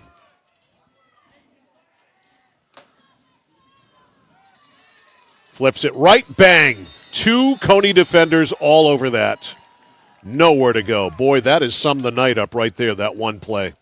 It's like they've known the plays sometimes. They read that beautifully. I think that was Card on the catch, but he's going to lose, I think, basically 3. And we have a new quarterback in the game. Oh, yeah, that was a Doucette. Yeah, 38, Mike. Yeah, and of course I don't have a 38 on my roster. So whomever 38 is, he's in at quarterback. So Doucette hurt, and he did on that no horse collar tackle hobble off the field. Yeah, it did not, regardless if it was a horse collar or not, it did not look, it was not a pleasant go to the ground for him. I'm looking for other quarterbacks on the roster. Minkle is listed as a quarterback, but that's their kicker. He's 39. Caleb Logan is listed as a quarterback, but he's listed here as 25. Yeah, I don't have a 38. Don't have a 38. 3rd and 2. Got a good arm. The pitch, the catch, and a first down here for Messalonskee.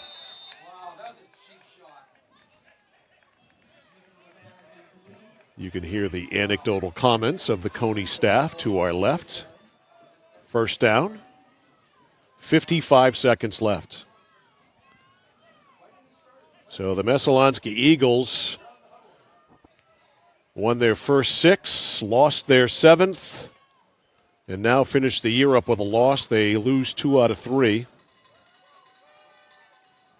And here's the pass, caught. Ooh, nice snag. Yeah. Quick flip for sure on the throw. That's number 10, McKinney, right? Jack Kinney, yep. Or, excuse me, Jack Kinney. His first catch of the night. Good for, I think it was about 9. Timeout called by Messalonskee with 37 seconds left. Yeah, so Doucette, I mean, game maybe, I think also decided. I'm going to guess with that time you would have at least had him come out here, so I'm going to guess he's hurt. But Tatum Doucette unofficially, and we'll go through some of the numbers in the postgame. 4 for 17, Mike, for 64 yards and a pick with a fumble loss as well. Tough night for the kid. Yeah. 2nd down and 1 with 37 seconds to go. Deep ball, and it's overthrown, incomplete, intended for Garrett Card at the 45-yard line. The interesting thing, I talked about it a lot on our Lawrence broadcast, actually didn't mention it yet as we talked about the winner of this place, Lawrence. Both of these teams wanting some major get back against Lawrence because I think Lawrence beat the two of them combined. Oh boy, 84-14 or something like that. It was there. I think Lawrence was in the 40s. I think both nights, and I think both teams were limited to 1 score. Well, let's go back and take a look. 41-6 over Messalonskee. I think 40-7 over Cony. Yep. So 81-13. 81-13. There's another pass. Nice one. Yep. Right in the bread basket there. Yep. Caught, and that's Card. Catch made by Garrett Card. They'll spot him down at the 49-yard line of Cony, move the sticks, and then start the clock back up again. So at least one more play here for Messo as they get things set, and a spike. And was everyone set, or at least the offense set? Now, and Cony's offsides, and they're not going to call that. There's the spike. And so 15.8 seconds left. Referee Paul McCarty over to talk to Blair Doucette. So the spike stops the clock with 15.8. That was Card's second catch only on the night. Obviously, talking about Doucette only completing 4 passes, but Card had, I think, 3 touchdowns against Cony the first game. Has both touchdowns tonight. That is true. He's got the rush and a pick 6, and has a second interception as well. Long discussion here, Mike. Speculation of what this is about? No, I have no idea. We're better off eavesdropping on the Cony coaches. That's fair. To get a read on how this goes. Messalonskee ready to run a play. They added 5 seconds to the clock, or 4.2 seconds, put it up to 20. Back to throw. Flush from the pocket. Throwing on the run. Lobs it up there. Tipped and picked. Picked off by Cony. Yeah, that'll end this ball game. Don't want to get chippy down there. 6 seconds left, and that will be it. The Cony Rams have come to Oakland and more than made up for that beating they took earlier this year here. And they are about to move on to play the Lawrence Bulldogs for the Class B North Championship on Saturday. Back-to-back games with a pick for Flynn. Davin Flynn with the pickoff. And Cony goes in victory formation. Snap, knee, ball game. Final score in this one.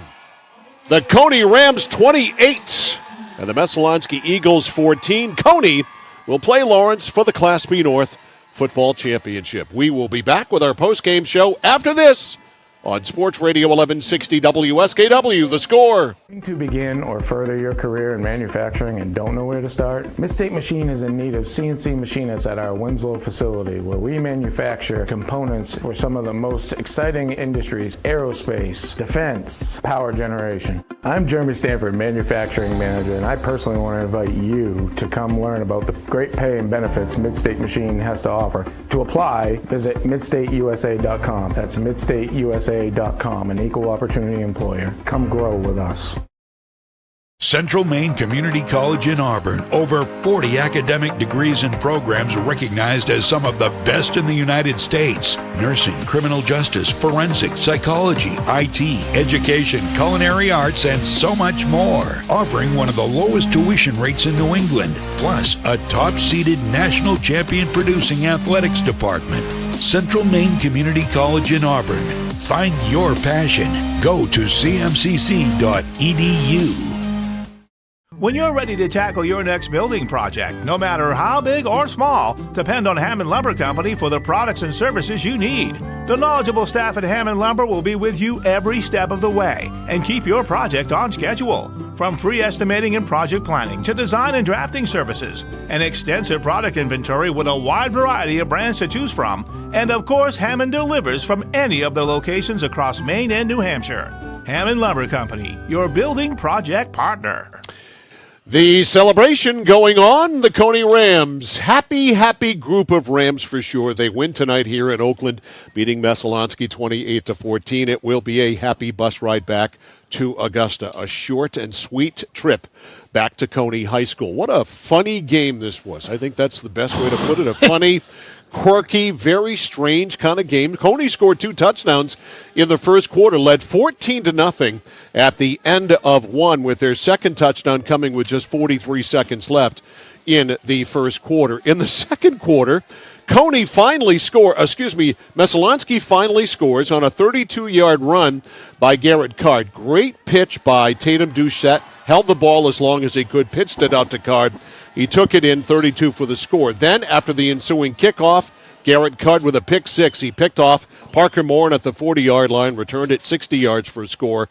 Minkle with a conversion, 14-0 at the half, despite the fact that Cony turned the ball over 6 times in the first half, 5 picks, and 1 fumble. That's 5. You're hearing me right. Yes. 5 interceptions and 1 fumble. So halftime, tied at 14, Anderson St. Onge with a 2-yard touchdown run early in the third quarter. Foster with a conversion, 21-14. Then a fumble by Tatum Doucette. That, of course, Cony converted into a touchdown, a 2-yard pass by Morin to Ethan Demmons for the score. Foster for the conversion to account for the final score of 28-14. It's hard to believe you talk about Cony having 6 turnovers, Mike, but none of them felt bigger than really it was the fumble by Doucette. At that point, it was 21-14. Cony then takes that fumble down, gets the 2-yard pass to Demmons at 28-14. That ends up being the final score. But, I mean, what more can you say about a Cony defense that had to go back on the field 5 different times, because obviously one of the picks was a pick six by Card for Messalonskee. 5 different times in the first half and yield 0 points. The Cony defense won this game. It's pure and simple. Yeah. Their offense did nothing but turn the ball over all night long. It was a turnover festival, and their defense was absolutely magnificent. Yeah, I mean, and then just to put that in the frame, we talk about, and we've spoke glowingly of him, and Lawrence obviously figured out Doucette to a certain extent because Lawrence just whomped Messalonskee in their meeting. But Doucette for tonight, 4 for 17 for 64 yards, no touchdowns, 1 pick, 1 fumble lost with 50 yards on the ground on 16 rushes. So he accounted for 114 total yards with 2 turnovers. Unbelievable. So Cony wins despite a turnover festival. All they did was turn the ball over all night long, and all their defense did was make plays all night long and stop one of the toughest quarterbacks in the state to stop in Tatum Doucette. Tip of the hat to the Cony defense. Yeah, and wow, just what a performance. Because we've talked a lot. Doucette, I think, got a lot of publicity in this area from us, you especially, obviously, having seen him last year. And late in the season, we've seen Cony several times this year. We talked about Cony, and wow. I mean, both true sophomores. Cony obviously moves on, but the two of them I'm interested to see over the next 2 years. Well, you're going to see them, that's for sure. We've got 2 more years of both Parker Morin and Tatum Doucette. So what we've got is a matchup in the Class B North Finals between the Lawrence Bulldogs and the Cony Rams, the 1 seed and the 3 seed Saturday. Every time it is, we'll have radio coverage only here on The Score. That'll be on AM 1160, on the Score app, also at 1160thescore.com, centralmainsports.com, and all the platforms of our sister stations, too, at True Country 93.5 and mixmain.com. So that's going to do it for us. For Galen Neal, our videographer tonight, and for AJ Knight, I'm Mike Violet saying so long and good night. From Veterans Field in Oakland, final score here tonight in Oakland, the Cony Rams 28 and the Messalonskee Eagles 14. This high school sports presentation on the place for local sports, The Score, has been brought to you by Central Maine Community College, Central Maine Motors, Hammond Lumber Company, Midstate Machine, Whittemore & Sons, Somerset Stone & Stove, 201 Tire Battery and Service, BJ Diggs, Renewal by Anderson, Assistance Plus, Joseph's Market, the Harry J. Smith Company, Computer Improvements, Casella Waste, and by Dixon's Country Market. For all your local sports action, keep it right here on